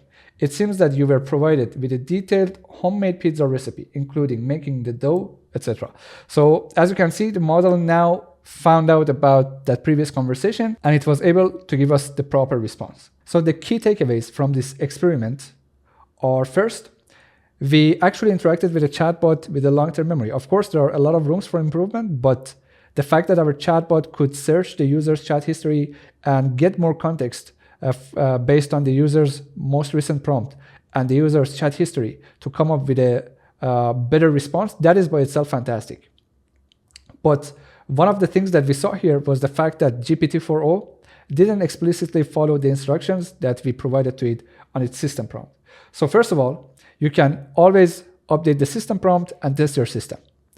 The next thing is you can choose a different model based on your tests again. So based on experience, I know that Claude models are an excellent choice to be used as the main agent in your projects. And finally, we saw that the SQL database is not the right choice for searching the chat history. It is a fantastic choice for managing the chat sessions, for storing the user data, etc. But when it comes to searching the chat history and finding the most relevant information based on the user's most recent prompt, vector databases are the best choices that you can find. And as a matter of fact, if you look into different frameworks such as LangGraph, you can see that the way that they design their long-term memory is mainly based on vector databases. They essentially store everything in a vector database and then search that vector database to find the most relevant information. And we are going to see that when we go through LangGraph's both projects today. And that is something that we are also going to fix for our next chatbot. So in Chatbot Agentic v3, we are going to replace the SQL database with a vector database. Let's see how we can do that. We are here with our third and final chatbot, Agentic Chatbot v3. As I mentioned before, the new layer is a vector database that we are going to add to our chatbot right now. So with that, the chatbot becomes more context-aware, capable of retrieving relevant past conversations, even if wording is different. So that is the main concept here. Since the chatbot has a lot in common with our previous chatbot, and most of these sections are almost identical, I'm not going to go through them, but for now I will just quickly cover the schema so we can go and see the code and also test our chatbot. So as you can see right here, there are two main changes. The first one is a vector database that we add here and also right here. So the content of the vector database gets updated after each interaction between the user and the chatbot. So in the previous schema, we only saw the SQL database here, but right now, as you can see, we also have a vector database that gets updated with the most recent Q&A pair. The next change is in the functions that we pass to our main agent. From the previous chatbot, we are going to use update user info to database. And that function still updates the user info inside our SQL database. But we also have search vector database. So this is the new function that we want to use here.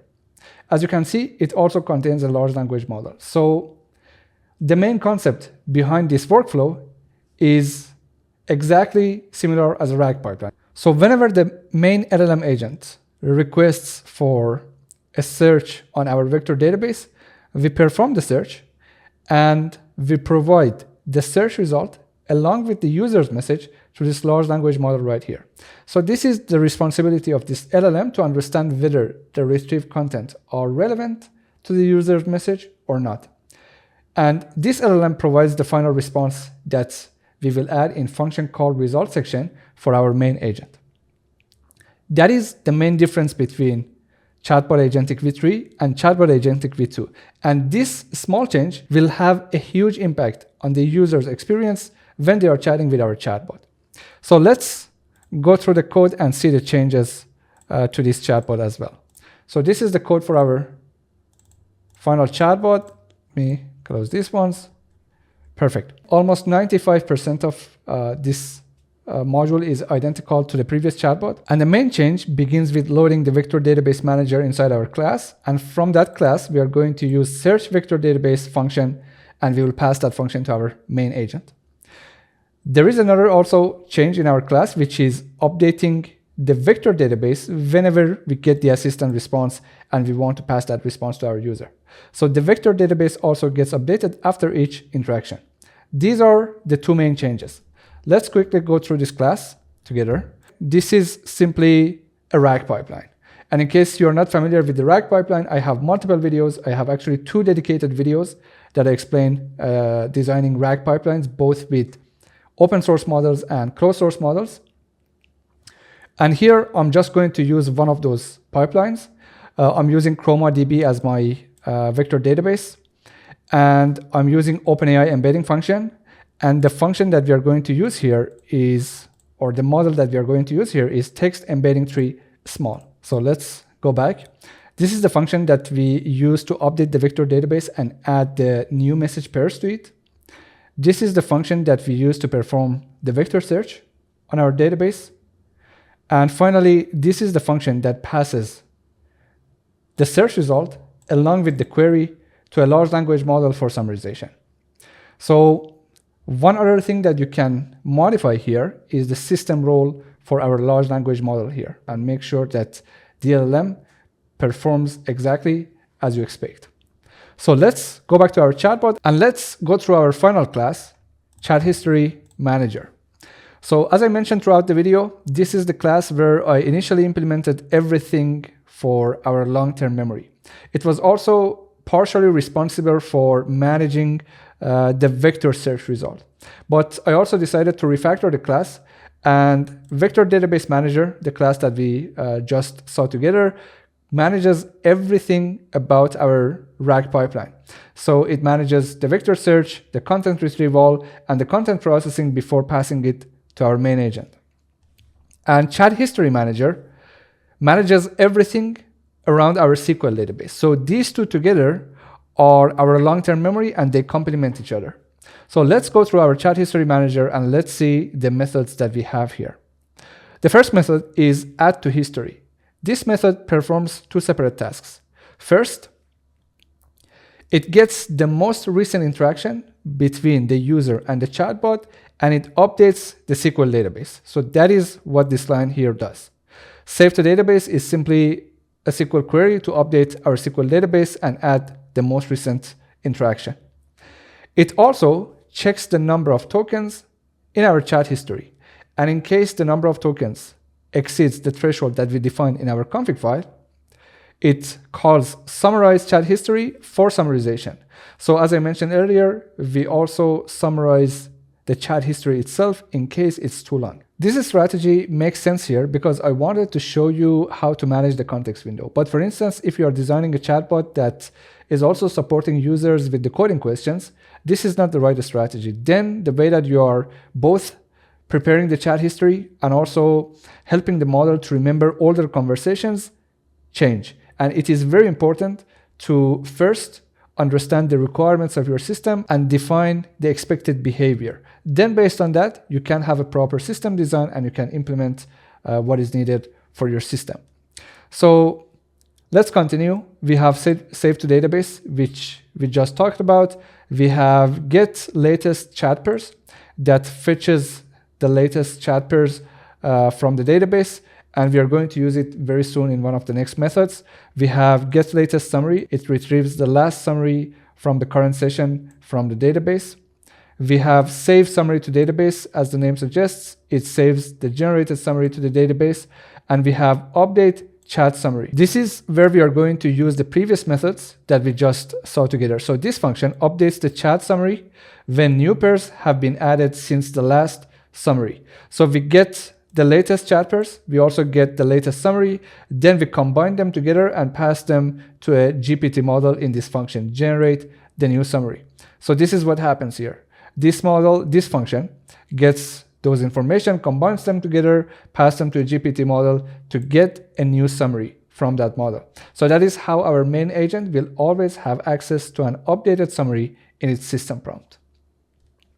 And finally, we have summarize chat history. So this is the function that we use to summarize our chat history in case the number of tokens in our chat history exceeds the threshold. So that was the chat history manager. And again, combined with vector database manager, these two modules are the ones that we use for implementing our long-term memory and adding it to our chatbot. So up to this point, we have covered everything in our chatbot's backend. And you should have a clear understanding on how our chatbot Agentic v3 works with its long-term memory. So let's test our chatbot and let's see its performance compared to the previous ones. So I will open a terminal. And for this one, I want to use our Gradio user interface. So Python source chat in UI. Okay, so we have the link. Let's open it and let me bring it here. Let me also go to full screen. Okay, so again, we are going to test the chatbot in two different chat sessions. In the first one, we will have a general conversation, and I want to ask some specific questions that I'll be referring to in our second chat session, and let's see if the chatbot is able to pick them up. So we have already selected chatbot Agentic v3. Let me start simply by saying, hey there, and just make sure that our chatbot works. Great, so we have the response. Now let's go with a very specific question. I'm developing a web-based fitness tracking app. Can you give me a step-by-step guide on how to implement user authentication securely, including recommended technologies and best practices? So with this question, the model should respond to us directly without calling any function, right? And that is my main goal, to populate the vector database with some very specific information. Okay, so we have our response. Now let's ask another question. So I'm off next week. Surprise me with a fun trip plan. All right, so here's the response.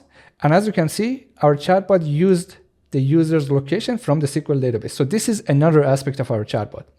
This chatbot is still able to get the user's info from the SQL database and to use them whenever it is necessary. So let's ask one final question, something like, tell me a short story.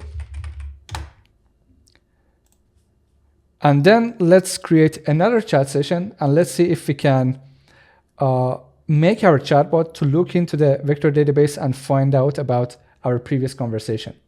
So this is the short story. Let me close this chat session. And let me create a new chat session right here. All right, so I'm now in our second chat session. And for the first prompt, I want to ask the chatbot summarize our conversation about the web app. So let's see what would be the response of our chatbot.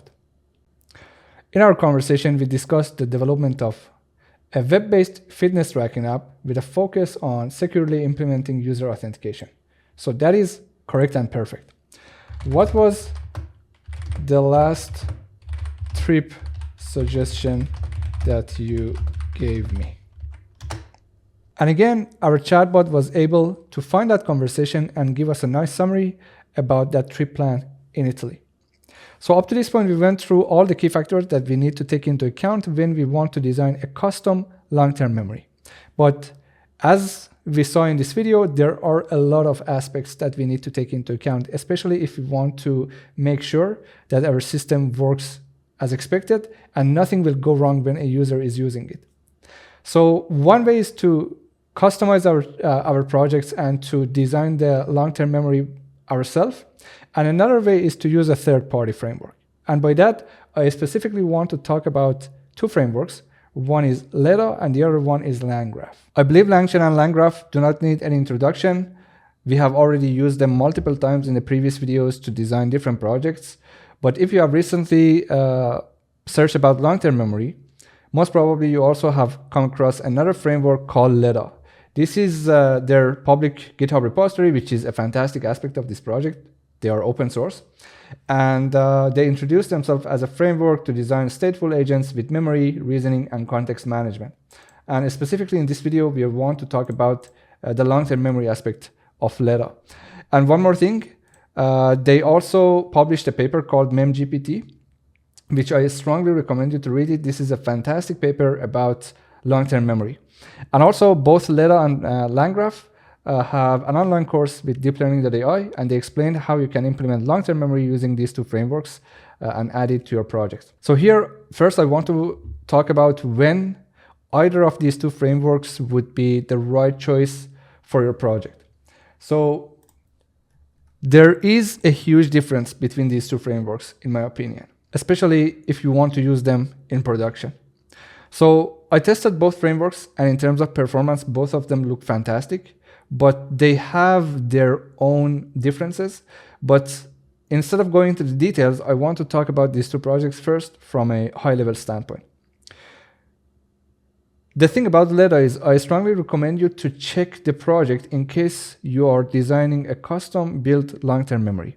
So to be clear, they also provide you with their built-in framework that you can just import their module. It's called Letta. You can pip install it, import it, and start adding long-term memory to your chatbots. And it's also compatible with LangGraph projects, and they are covering a lot of different areas. But in case you are looking for an out-of-the-box solution to just grab a library, import it into your project, and add long-term memory to your project, I think Letta is not there yet.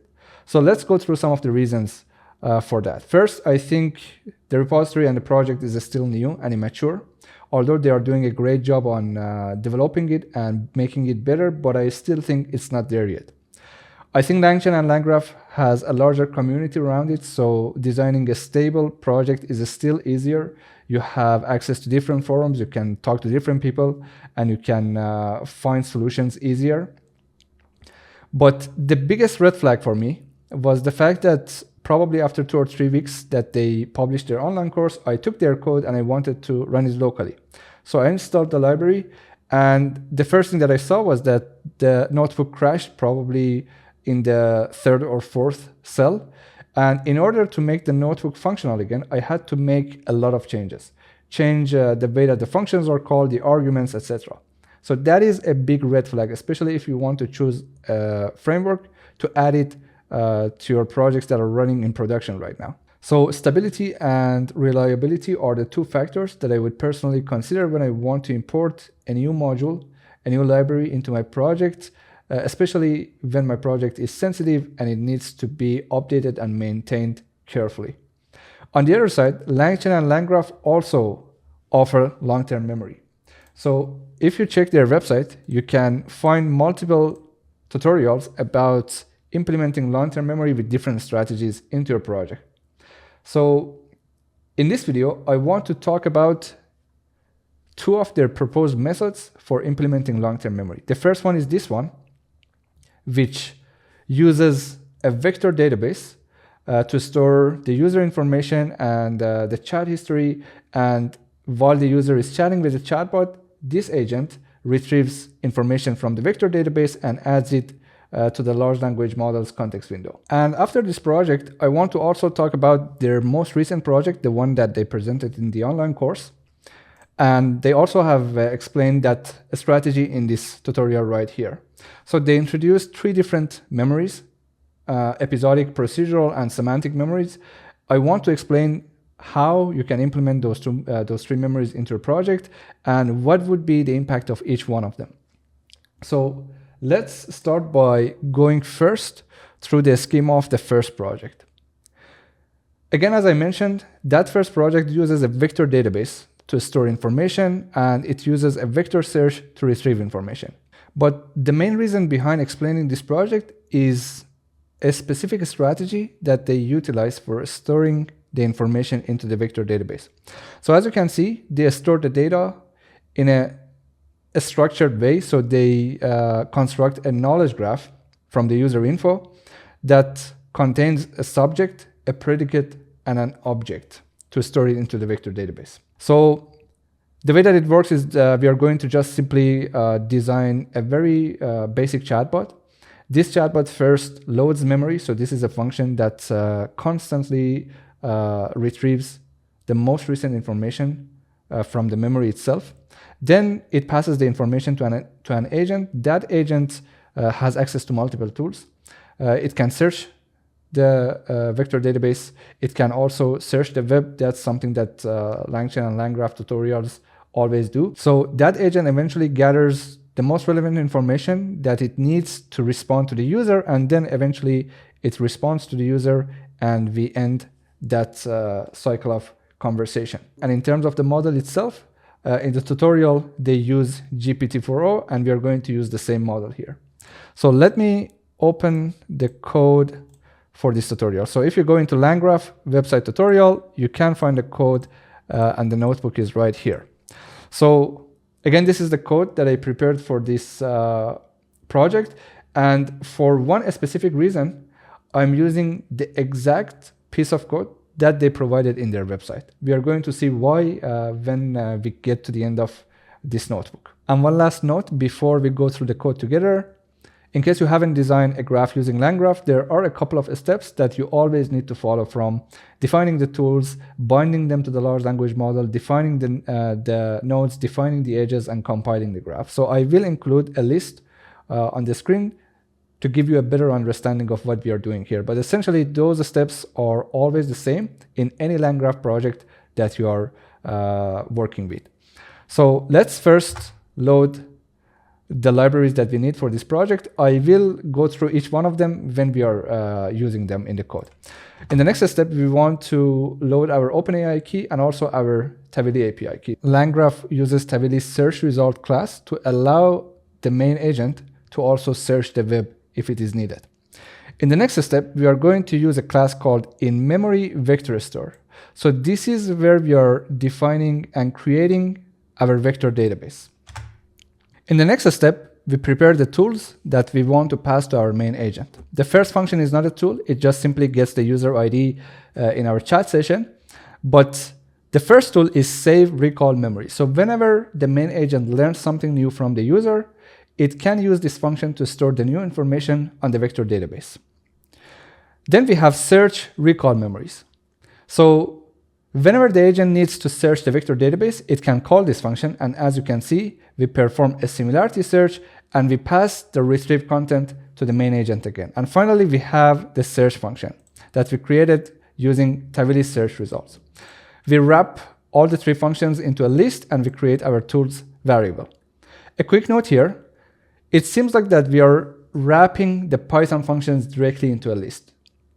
While when we were designing our custom chatbot, we used a function that was called JSON schema to first convert the Python functions into a JSON schema, and then we pass those schemas to our GPT model. Here, LangGraph is doing the same process by passing this decorator that is called tool to the function. So if I execute this cell, and if I get one of the functions and execute this one, you can see that this function already has a description. And this is coming from the JSON schema that LangGraph created behind the scene from this function. Just keep it in mind that we are still converting the Python functions into a JSON schema, and then we are creating this list from them. Okay. In the next step, we define the state that we want to use for our chatbot, and then we prepare the prompt. So let's see how they designed their system prompt. First, they provided the system role.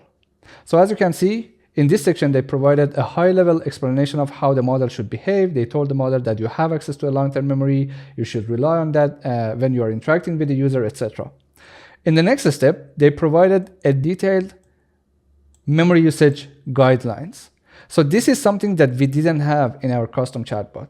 So the first suggestion for improving those chatbots is actually to provide a more detailed explanation on how the model can interact with the databases, when it should interact with the databases, and all the different guidelines that we want our model to follow. So this is the second section in their prompt. The third section is where they actually populate the retrieved content from the vector database. So as you can see, this is the conversation and it contains the recall memories information. They added the instruction, which explains to the model how it should interact with the user. So it starts by engage with the user naturally as a trusted colleague or a friend, etc.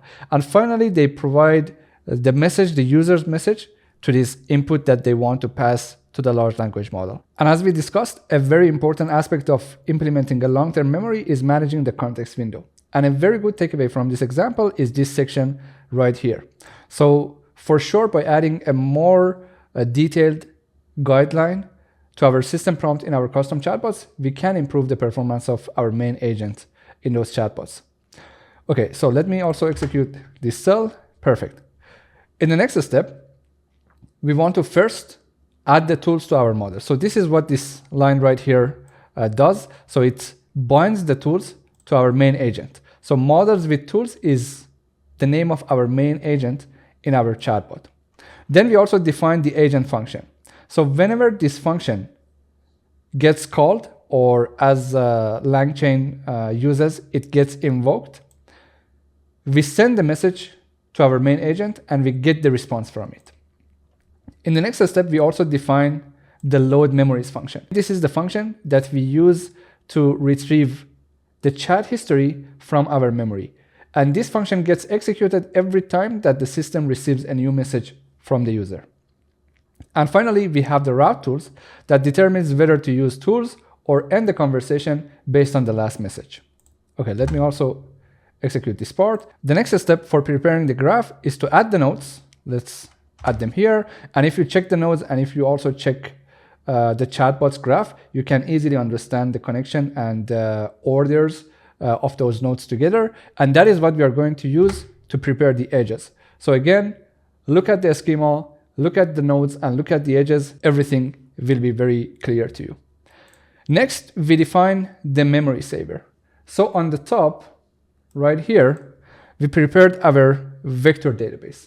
But right now here, this is the second memory that we want to add to our chatbot, and we want to use it. I wanted to provide you with an explanation of what this class does, but I just noticed that here I copy and pasted the wrong class. So let me just first change the description here. This is the description of our memory saver, and let me also copy the right section for you. Okay, so this is our class. So let's quickly go through the description to understand the difference between this class and in-memory vector store class. Memory saver class acts as a checkpointer to persist the agent's state during execution. It stores the agent's state in memory and associates it with a unique thread ID that allows the agent's execution to be continued and resumed from wherever it was left off. So that is why we use memory store. This is a very intelligent way of managing the workflow of our agent And it also becomes even more important when our system contains multiple agents that are working together. So there should be a mechanism in place that helps our agents to understand first what were the tasks that were performed already. Then they can decide what are the remaining tasks and what should be done next. Okay, so up to this point, we designed our graph and we also compiled it. So now our graph is ready and we can start interacting with it. But just a quick note, up to this point, we still haven't implemented that knowledge graph structure that I mentioned earlier to change the structure of the information that we want to save and store in our vector database. That will be in the next section. So let's quickly interact with our chatbot. So this is just a function to print the output of our chatbot in a more beautiful way. This is the config that defines the user ID. It's an example user ID and an example thread ID. Perfect. So the next message is, my name is John. If I print the response of our model, it would be, nice to meet you. How can I assist you today? In the next step, the user says, I love pizza. So what happens here? The model calls save recall memory, because the model, the main agent, just learned something about John. So it stores John loves pizza into the database, and then it also gives the user a response. Pizza is a delicious choice. Do you have a favorite type of pizza or toppings you prefer? Next, the user sends another message, yes, pepperoni. So the expectation is that the model should again call that function to update the memory. So the first function that was executed immediately after the system received a new message was load memories. And since this time we had some information about our user on the vector database, the retrieved content was not empty. So John loves pizza was retrieved from the vector database. And this information was also passed to the main agent along with the user's most recent message. We saw the system prompt, so you should already know that this was also part of that prompt that we passed to our agent. In the next step, the agent called for save recall memory with this argument. Memory, John's favorite pizza topping is pepperoni. Then we execute that function and we updated our vector database. And finally, the agent responded to our user, pepperoni is a classic favorite. So that was a full cycle, and up to this point, we saw first how the agent can learn new information from the user and how it can update our vector database. For the next message, the user says, I also just moved to New York.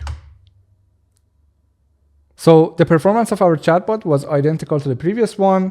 We got the results from the vector database. The model updated the information and added this sentence, John recently moved to New York, and then finally it gave us a response. A quick note here, the way that recall memories work is that when the user sends a new message, we use that message to perform a similarity search on our vector database.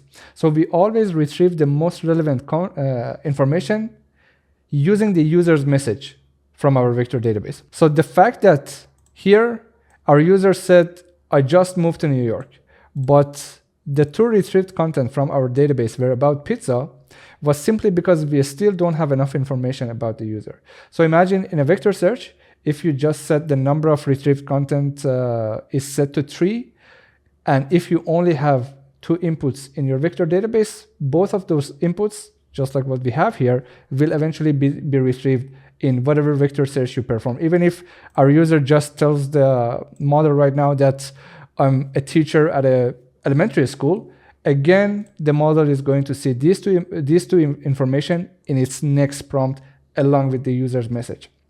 So that is a very important piece. But as soon as we have, let's say, 20 to 30 different facts about our user, then our system's performance become more mature, and the information that we retrieve for each user's new message would be more relevant and would be more helpful for the model. So based on our custom chatbots and this project right now, up to this point, we have seen 2 different strategies for storing the user info and retrieving it from the database. Which one is the right strategy? The answer is, it depends on your project's objectives. So let's continue. In the next step, The tutorial wants to show us that the information that we collect from the user can be accessed in different chat sessions. So here, as you can see, we create a new config. The user is still the same. We are interacting with user ID number 1, but the thread ID is right now 2. So this is a fresh chat session. And the user asks, where should I go for dinner? And the model should give the user a response based on the information that it gets from the database. Recall memories retrieve 3 information. 2 of them are informing the model that John loves pizza. And this is the model's response. Since you recently moved to New York and you love pizza, have a thought about trying out one of the city's iconic pizza spots. Okay. So in this section, we want to add that graph structured data that I mentioned earlier, and we want to construct a knowledge graph from the user info that contains a subject, a predicate, an object, and then we want to store it in our vector database. So let's refresh our vector database. So by executing this line, you create a fresh vector database that does not contain the previous information that we just added to that database with those interactions. Next, we create the structure of our knowledge graph, and then we prepare our save recall memory. But this time, in this function, we also add the logic to prepare and to construct that knowledge graph from the user information. Let's prepare the tools, and now again, we bind it to our models. So now the new agent has access to the new save recall memory, and this is the function that we just defined above. We prepare the state, we add the nodes, and we also add the edges. We prepare the memory, and we compile the graph. So again, we can interact with our chatbot, and this time let's see how our chatbot is storing that data and what would be the difference. Let's go through our first interaction. The user says, hi, I'm Alice. So there is still no information in our memory, and the model just responded by, hello Alice, how can I assist you today? And then the user says, my friend John likes pizza. So the model called save recall memory, and this is the argument. So subject is Alice, predicate is has a friend, object is John, and subject is John, predicate is likes, and object is pizza. And we execute that function and we update our vector database. Next, let's go through the third interaction. What food should I bring to John's party? John likes pizza. Alice has a friend, John, and this is the model's response. So of course, the model is going to suggest Alice to bring pizza to the party. Let's also plot the knowledge graph that was created out of this discussion. So this cell right here plots the knowledge graph just like this. Alice has a friend, John, and John likes pizza. So let me also show you what we have on the website's tutorial itself. So Alice has a friend, John likes pizza. This is excellent, right? So we just got exactly what the tutorial suggested that we will get at the end. But that is not always the case. And in fact, if you start running that notebook a few times, there is a great chance that every time you might get a slightly different knowledge graph from your large language model. And as a matter of fact, I just ran my notebook again, and this is the knowledge graph that I received in the second time. Alice's friend likes pizza. Let's have a look at the last conversation. So this time, this is the information that was retrieved from the vector database. And look at the model's response. Based on what I know so far, one of your friends likes pizza, so it might be a good idea to bring pizza to John's party.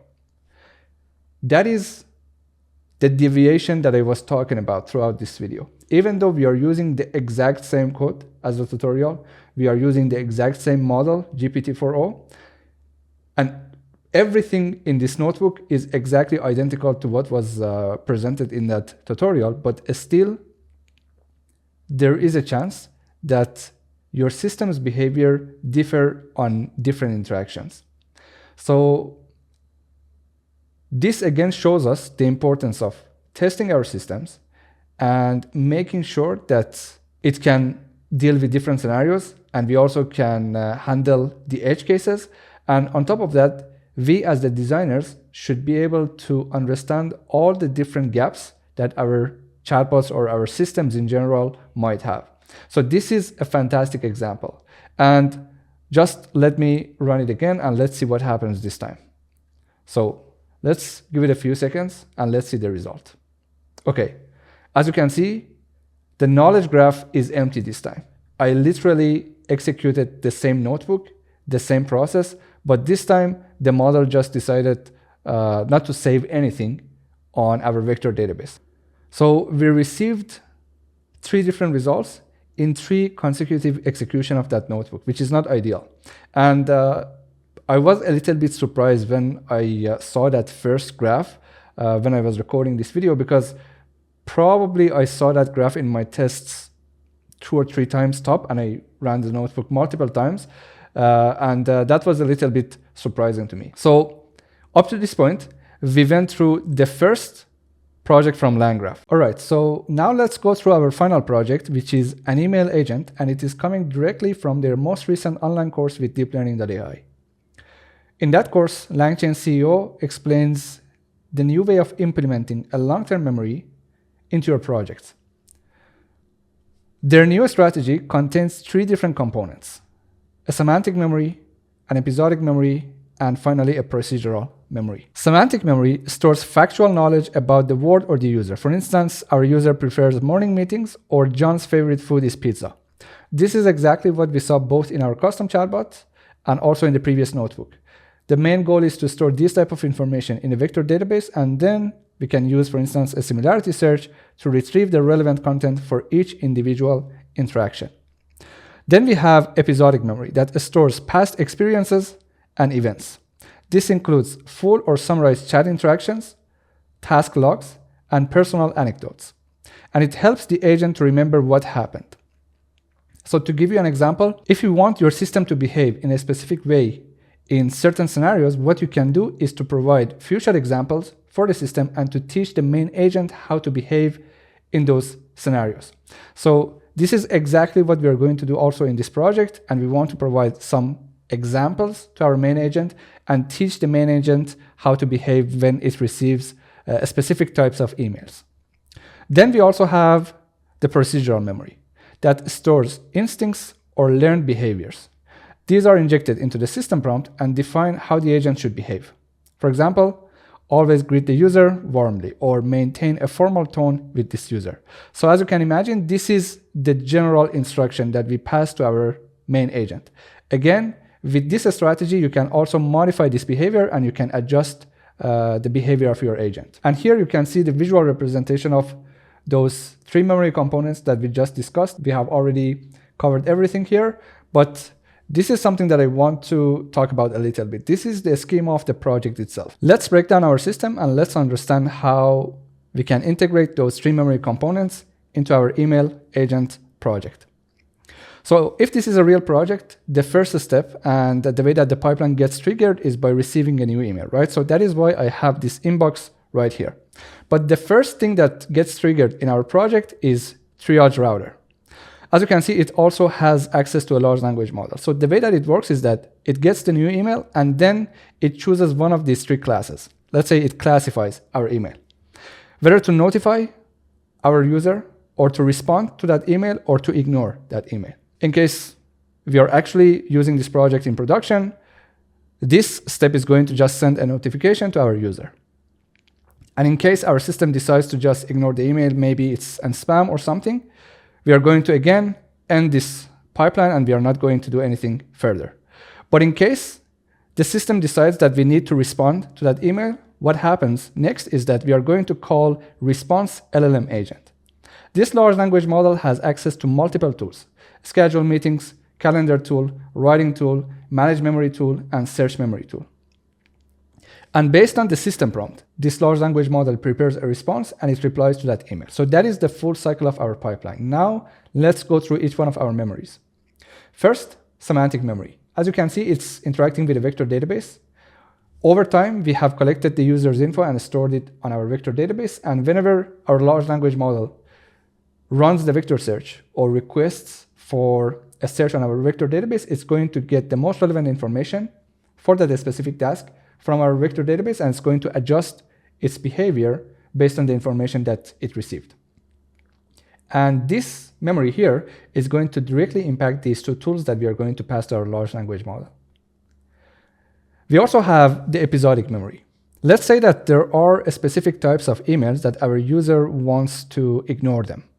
So the way that it works is that our user can provide examples of those type of emails. We can store those examples in a vector database. When we receive a new email, we are going to search our vector database and retrieve the most relevant examples to our new email. Then our large language model, our system is going to compare those examples with the new email. And in case our new email is similar to one of those examples that our user has marked as ignore, then our large language model here can easily understand that I have to ignore this specific email. So that is how we can add the episodic memory into our system. Again, this one is directly getting populated by our user. Finally, we have the procedural memory. Here also we can see that our user is involved in the pipeline. So for both our large language models that are working here, we have a default system prompt, right? But what if the user wants to adjust the system prompts and change the behavior of the system? So that is when this new memory, the procedural memory, comes into the game. So the user sends a feedback. That feedback is passed to a large language model. And in the tutorial, they are calling it multi-prompt optimizer. That is the name of the class. Then we use that large language model to update the system prompt. So this model, based on the feedback that it received from the user, can decide which prompt and how to modify it. So that is the role of this multi-prompt optimizer large language model. So these are the three types of memories that they introduced, and this is the system, the project that we are going to see in the notebook. Now, let's go through the code itself, and let's see how we can implement this pipeline right here. So if you go into LangGraph folder, if you open online course, you can see multiple modules. So the way that the online course works is that they start to build this system step by step. First, they prepare the baseline, then they add the semantic memory, then they add the episodic memory, and finally the procedural memory. But I prepared a module called full email agent. If you open this notebook, you can find a complete code for the full project. So this code contains all three types of memories, and it also contains a lot of explanation that can guide you and can help you to understand how this project works. So let's go through this notebook and let's see how we can implement that email agent project. Two quick notes. First of all the codes and the descriptions that you see in this notebook and all the other notebooks that are in LangGraph's folder, they belong to either the online course or LangChain and LangGraph's documentation. So I didn't add anything else myself. The second thing is that also in this notebook, just like the previous one, we are going to build a graph using LangGraph, and we are going to go through all those steps from preparing the tools up to compiling the graph. So this time I'm not going to show you that schema on the screen. My assumption is that you're already familiar with all those steps and you know what we are doing here. So let's begin now. The first thing that you notice here is this notification right here. Again, it's coming directly from the LangGraph's team. Different run results. The output generated by AI chat models can vary with each execution due to their dynamic, probabilistic nature. Don't be surprised if your results differ from those shown in the video. So this again refers to what I've been saying throughout this video. Adding a long-term memory to your project requires testing and a lot of adjustments. So there is really not a solution that you can 100% trust it, and you can just add the library and insert a memory and expect that your system is going to always behave in an expected way.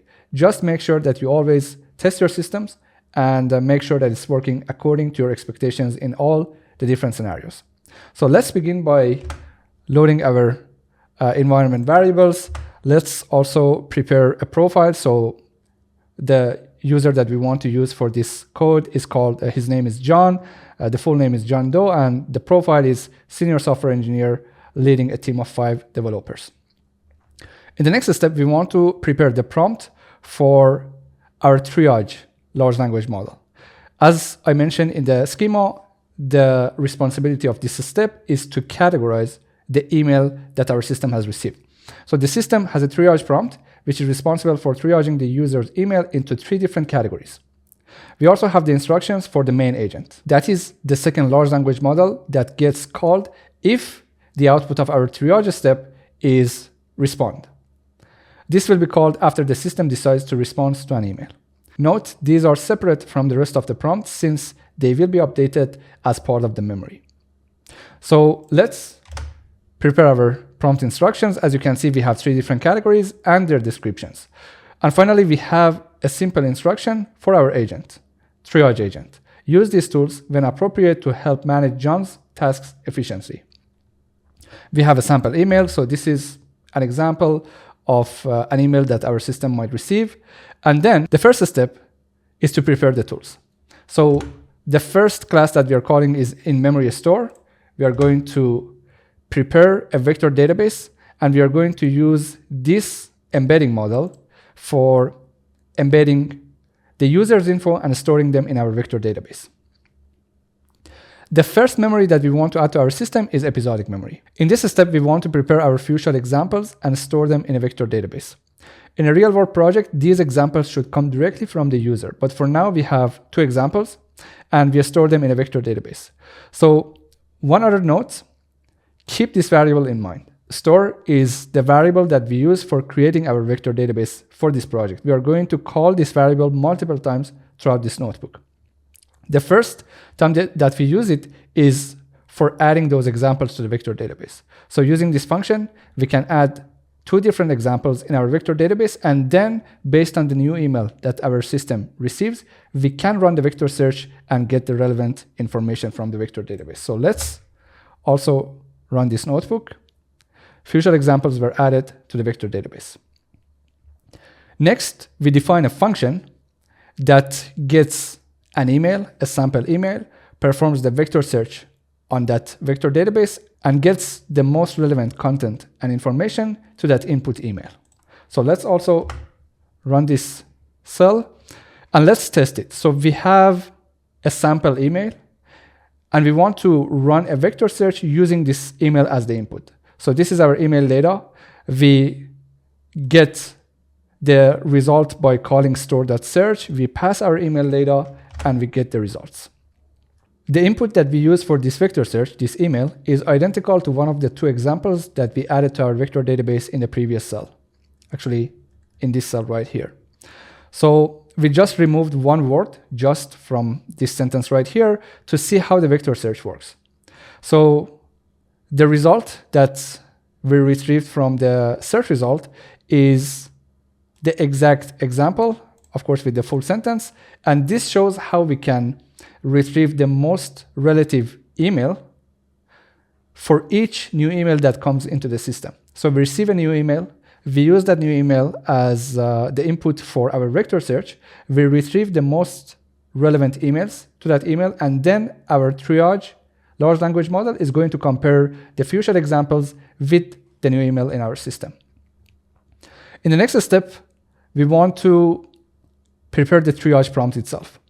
So let's look at the structure here. First, you are John Doe's executive assistant. And then we give the model a general instruction of how it should behave. Then we have the background, the user's profile background.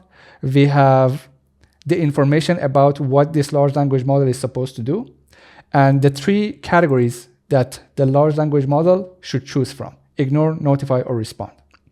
Then we add the rules, emails that are not worth responding to. We add the description of when the system should not respond to an email. Then we add the description for when to notify the user. And finally, we explain to the system when to respond to an email. And also, this is the future example section.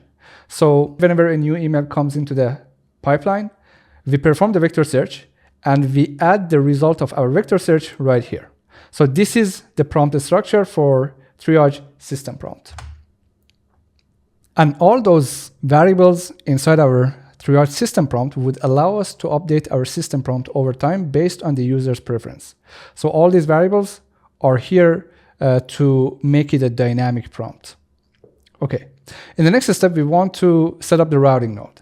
So let's load the libraries. Let's also call our large language model. I want to use GPT-4o Mini here. In the next step, we want to define the schema that we want the triage step to output. So reasoning, so the LLM give us the reason for making a decision and classification. So from the triage large language model, we get a response that contains two different sections. First, the reasoning and also the category for that new email. So let's prepare our class. This is the router class, the reasoning, and we also add the description, step-by-step reasoning behind that category, the classification that the large language model is going to perform. And finally, the classes and their description of each individual class to also tell the model when to choose them. Now let's bind the router to the large language model. So here we want to add the first large language model to our pipeline. That is the triage large language model. And it is called LLM router here. In the next step, we load triage user prompt. So the system prompt structure is first the role, the system role, then the background, instructions, rules, and examples. And in case you want to print the prompt itself, you can print it like this. These are the different sections that we have in our triage user prompt. In the next step, we want to create the overall agent using LangGraph. So here is when we start to add the state. This is one of the steps that we saw also in the previous notebook, and this is going to be the same. So we have the email input, we have the messages. Let's prepare the state, and then let's again call the classes and the libraries that we need for preparing our graph. And in the next step, we want to define a node for the triage step. So if you think of it as a graph, triage step has its own node. Then we have the next large language model, right? So this is the first node in our graph itself. So update the triage router gets ignore, notify, and respond rule from store and returns a command. Command will update the state, and also it tells the agent where to go. Depending on the result of the triage step, the agent has two options to go after the triage node, either to the response agent, to the second agent, the large language model, or to the end of the graph. And the end of the graph is called when the agent decides to notify the user. So it means that we are just sending a notification to the user, and then we go to the end. Or the agent decides to ignore that new email. We modify this function to retrieve prompt instructions from the store and add them to the system prompt. Doing this, we can update the rules of the agent without the need to modify the code. So that is how the system can get updated over time, and we can adjust the behavior to get it closer to the user's preferences. And also pay attention to where and for what reasons we are using the store, which is again our vector database. So we are using it here, and also let me also add this here. And again, on the first line, we saw that updated triage router gets ignore, notify, and respond rule from the store. So also the rules are coming from the store itself. And next, we create the triage router function. So this is where we start to get all those information from the vector database, and we populate the system prompt. So we pass the state, we pass the config, and we pass also the store to the function's input. We prepare the user's info, and this is the section for the episodic memory. This is the section that we get the examples, the future examples from the vector database. So this is the namespace, and then we get the examples from the vector database, and this is where we store the examples. The next section is for the procedural memory. So previously in the notebook, we saw how we can add the episodic memory. We added our examples to the vector database, and here in the triage router, we can see how we can get the most relevant email from the database and add it to our prompt. Now this is the section that we are going to get the information for each one of our categories from the vector database again and update our prompt. So for the procedural memory, we are going to go through each one of the categories. First, for instance, for ignore, we are going to search the vector database to find the instructions for that category. If the instructions exist, we just get the instruction and we add it to our system prompt. If it doesn't exist, we add the instruction to the vector database. We also do the same for notify, and we also do the same for respond. So now that we have all this information and we retrieved everything that we wanted from the vector database, we can prepare the system prompt for the LLM router or for that triage large language model that I showed you on the schema.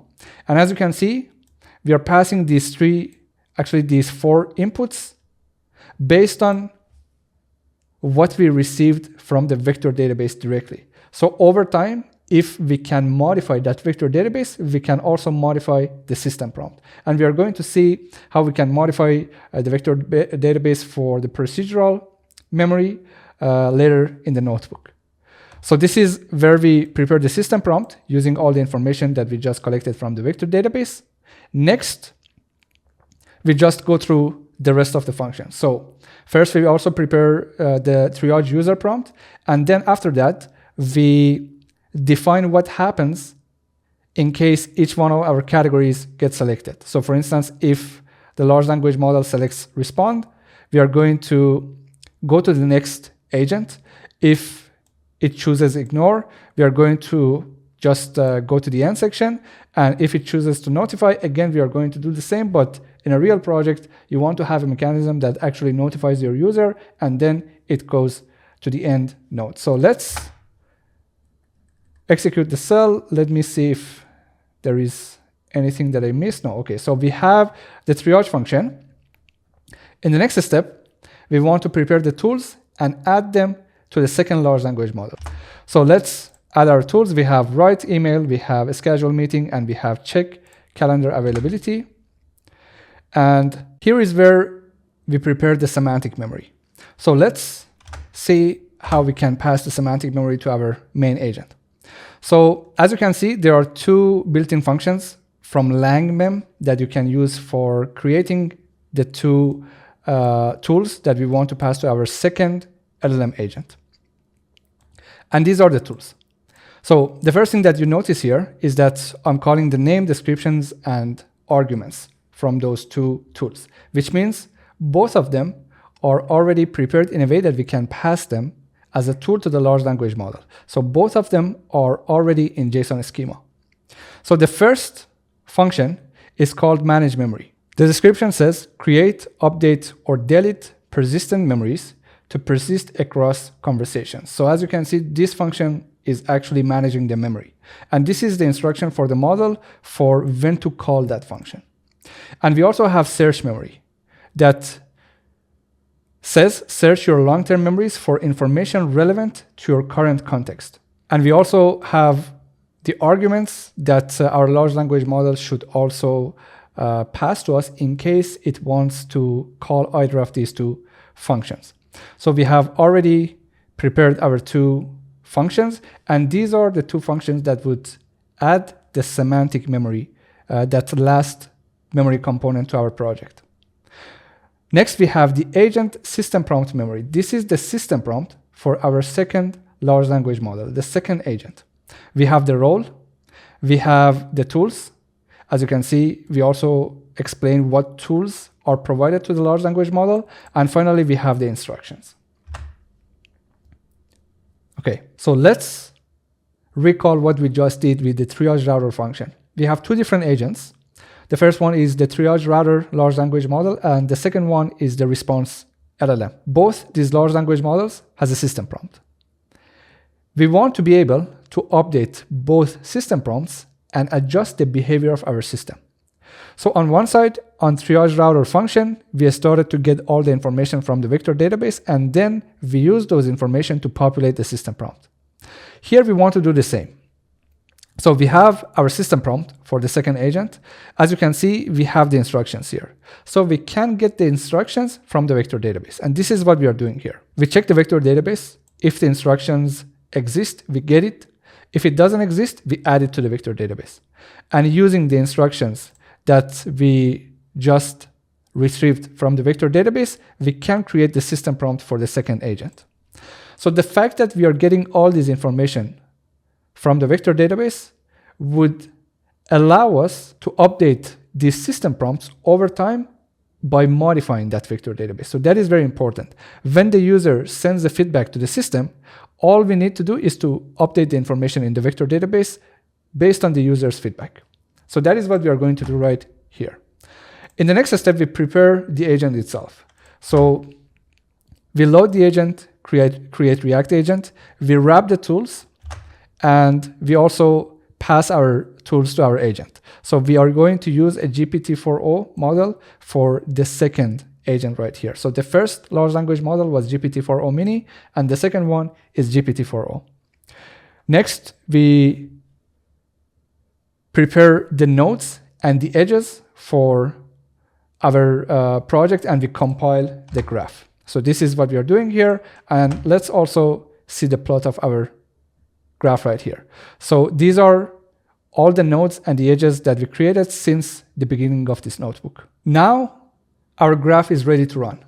So from here, we want to test our project, and there are three things that we want to test explicitly. First, the performance of our project itself. So let's see if the triage router can categorize a new email, and let's see if our second agent can respond to an email. So in general, we want to see the performance of our project. But more important than that, we want to see how we can update and adjust the behavior of our system. So with that, we want to see how we can add new examples to our few-shot examples section in our vector database. So that is for updating the episodic memory. Then we will also check and see how we can update the system prompts of our agents. So that is for procedural memory. So these are the two things that we want to test in our project and see the performance of our long-term memory. So just like before, let's start by defining a config. We have our LangGraph user ID as Lance, and this is a sample input. This is for our first interaction. So let's pass this sample input to our email agent and get the response. So the author is Elise, and the email is to John, and this is the content of the email. So what happened here, let me also go through this section. So what happened here is we are responding to the email. The tool that was called was write email. This is one of the tools that we passed to our second agent. And we just prepared the response, and that agent replied to that email. So that is the first interaction. And based on what we have seen, our system is working fine without any issues. So in the next step, let's try and let's see if we can change the behavior of our system. And let's start by using and utilizing the episodic memory. So we already added a few examples to our vector database, but here in this section, I want to first pass this sample email to our email agent and see its performance, see the category that the agent chooses for this email. Then we want to add that exact email to our vector database and label it with something, for instance, notify or ignore. And we want to run the same email again with our agent. So let's see how it works. So the agent decided to respond to this email. Let's add that email to our vector database and let's label it as notify. Let's run it again. So as you can see, the agent decided again to respond to that email. So I tested this section a few times, and I noticed that the performance of the system with the episodic memory is very unstable at the moment. So let's run it again and let's see what happens next. Again, it decided to respond. Let's run it again. Now it decided to ignore. Let's run it one more time. And again, it decided to respond. So a key question that arises here is that how reliable is LangChain and LangGraph then? I think compared to the other frameworks, it is much more reliable. But going back to what I mentioned earlier in the video, there is not even a single framework out there that you can fully trust, and you can just import the library, add the memory to your system, and expect that the memory is going to behave as expected in all the scenarios. So let's continue and let's see at least if we can modify the system prompt for our two agents. So first, let's have a quick look at the current system prompt for the triage router large language model. So this is the main agent's instruction. Use these tools when appropriate to help manage John's task efficiently. And then we have 3 different descriptions for triage respond, triage ignore, and triage notify. So here we want to call the third large language model that is responsible to update the system prompts. You can call it from create multi-prompt optimizer. You can prepare these conversations here, and you can add a new instruction. For instance, always sign your emails with John Doe. In the next step, we want to prepare the system prompt for our third large language model. So the way that it works is that we are going to get the data from the vector database and add it to the system prompt. And we are going to also pass the user's new feedback to that large language model and ask the large language model to update the prompt if it is needed. So for instance, if you look at the first prompt, first of all, we have 4 different sections for 4 different instructions that we can modify right now.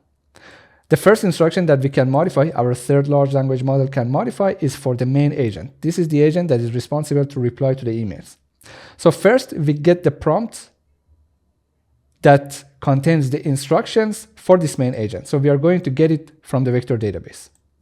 And we also tell our large language model when to update the prompt and how to update it. We are going to do the same for all our 4 instructions: triage ignore, triage notify, and triage respond, and also the main agent. So right now, the user requested to update the instruction for the main agent and add this sentence to it. So let's see how this can be done. So if I prepare a large language model for the third LLM in our project, let's use GPT-4o, and let's run our new large language model with the prompt itself and the conversation. So again, this prompt is this one, which contains the instructions, and the conversation is here, which contains the user's feedback. So let's run the optimizer, and let's print it out. So let's have a look at the prompt for the main agent. This is what we retrieved from the vector database. Use these tools when appropriate to help manage John's tasks efficiently. But this is the new user's feedback that is now added to that prompt. Always sign emails with John Doe. So we have the previous version of the prompt. We have the new version of the prompt. What we can do is we can compare them, and in case the instruction is changed, we can update the vector database. So this is what we want to do here. Update the prompts in store in the vector database. So let's run this. Updated main agent, and our system can now retrieve the most recent version of the main agent's instruction from the vector database. So let's get it actually and see it here. So this is what we had before, but this is the new sentence here. So our vector database is successfully updated. Let's run again our email to the email agent. So this is the email from Tom that we tried to actually push the agent to notify the user whenever Tom sends that email. But let me run it again. One more time. Nope, doesn't work. Let me send a new email to our agent. So I have this email that we saw our agent responded to this email earlier. Okay, so we have the response now, and we can print the output. So as you can see right now, we have John Doe's name and at the end of the email, but I also remember that even in our first interaction for that email, we had John in the output. Okay, so actually I ran the notebooks multiple times while I was recording this video, and I saw different behavior. So the thing is, the behavior of the agent, at least before this new instruction for signing the email, was not consistent. But apparently right now, it adds John Doe at the end, which is a good thing. So let's test with another email, and let's see how this one would work. So hopefully it's a respond. Good. Let's see the output. Perfect. John Doe again. So we managed to modify the system prompt for the first agent. Now let's modify one of the triage prompts. So this is the new user's feedback. Ignore any emails from Alice Jones. We prepared the prompt for our third large language model. We call the optimizer, the third LLM. And then we update our vector database. So now it says triage ignore was updated. So let's send an email again. This is from the last user, and this time actually our large language model ignored this email from Alice Jones, which is again something that we just tried to change and adjust the behavior of our system. So up to this point, we have seen the performance of the episodic memory, and also we saw the performance of the procedural memory. So the last memory component is semantic memory. The way that this one works is very similar to what we saw in the custom chatbot or in the previous project. Imagine, for instance, we receive an email from Emily Brown. Our system should be able first to store that email, and in case Emily Brown sends a follow-up email, again, the system should be able to pick up the previous one and to adjust its response accordingly.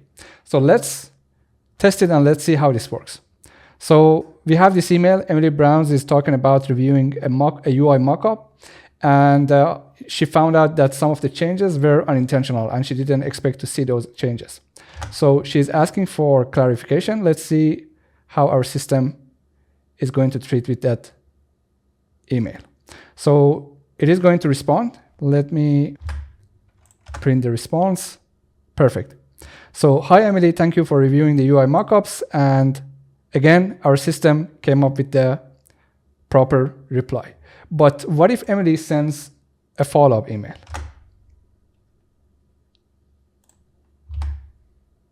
Again, the system responded, and here's the response.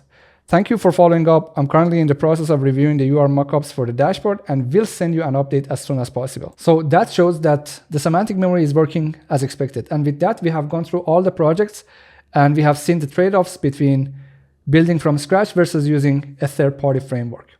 I'm curious to know, what will you build using any of these strategies and what will be your preferred approach? Please let me know in the comment section. Don't forget to subscribe if you enjoyed the content. Thank you very much for watching, and I'll see you in the next one.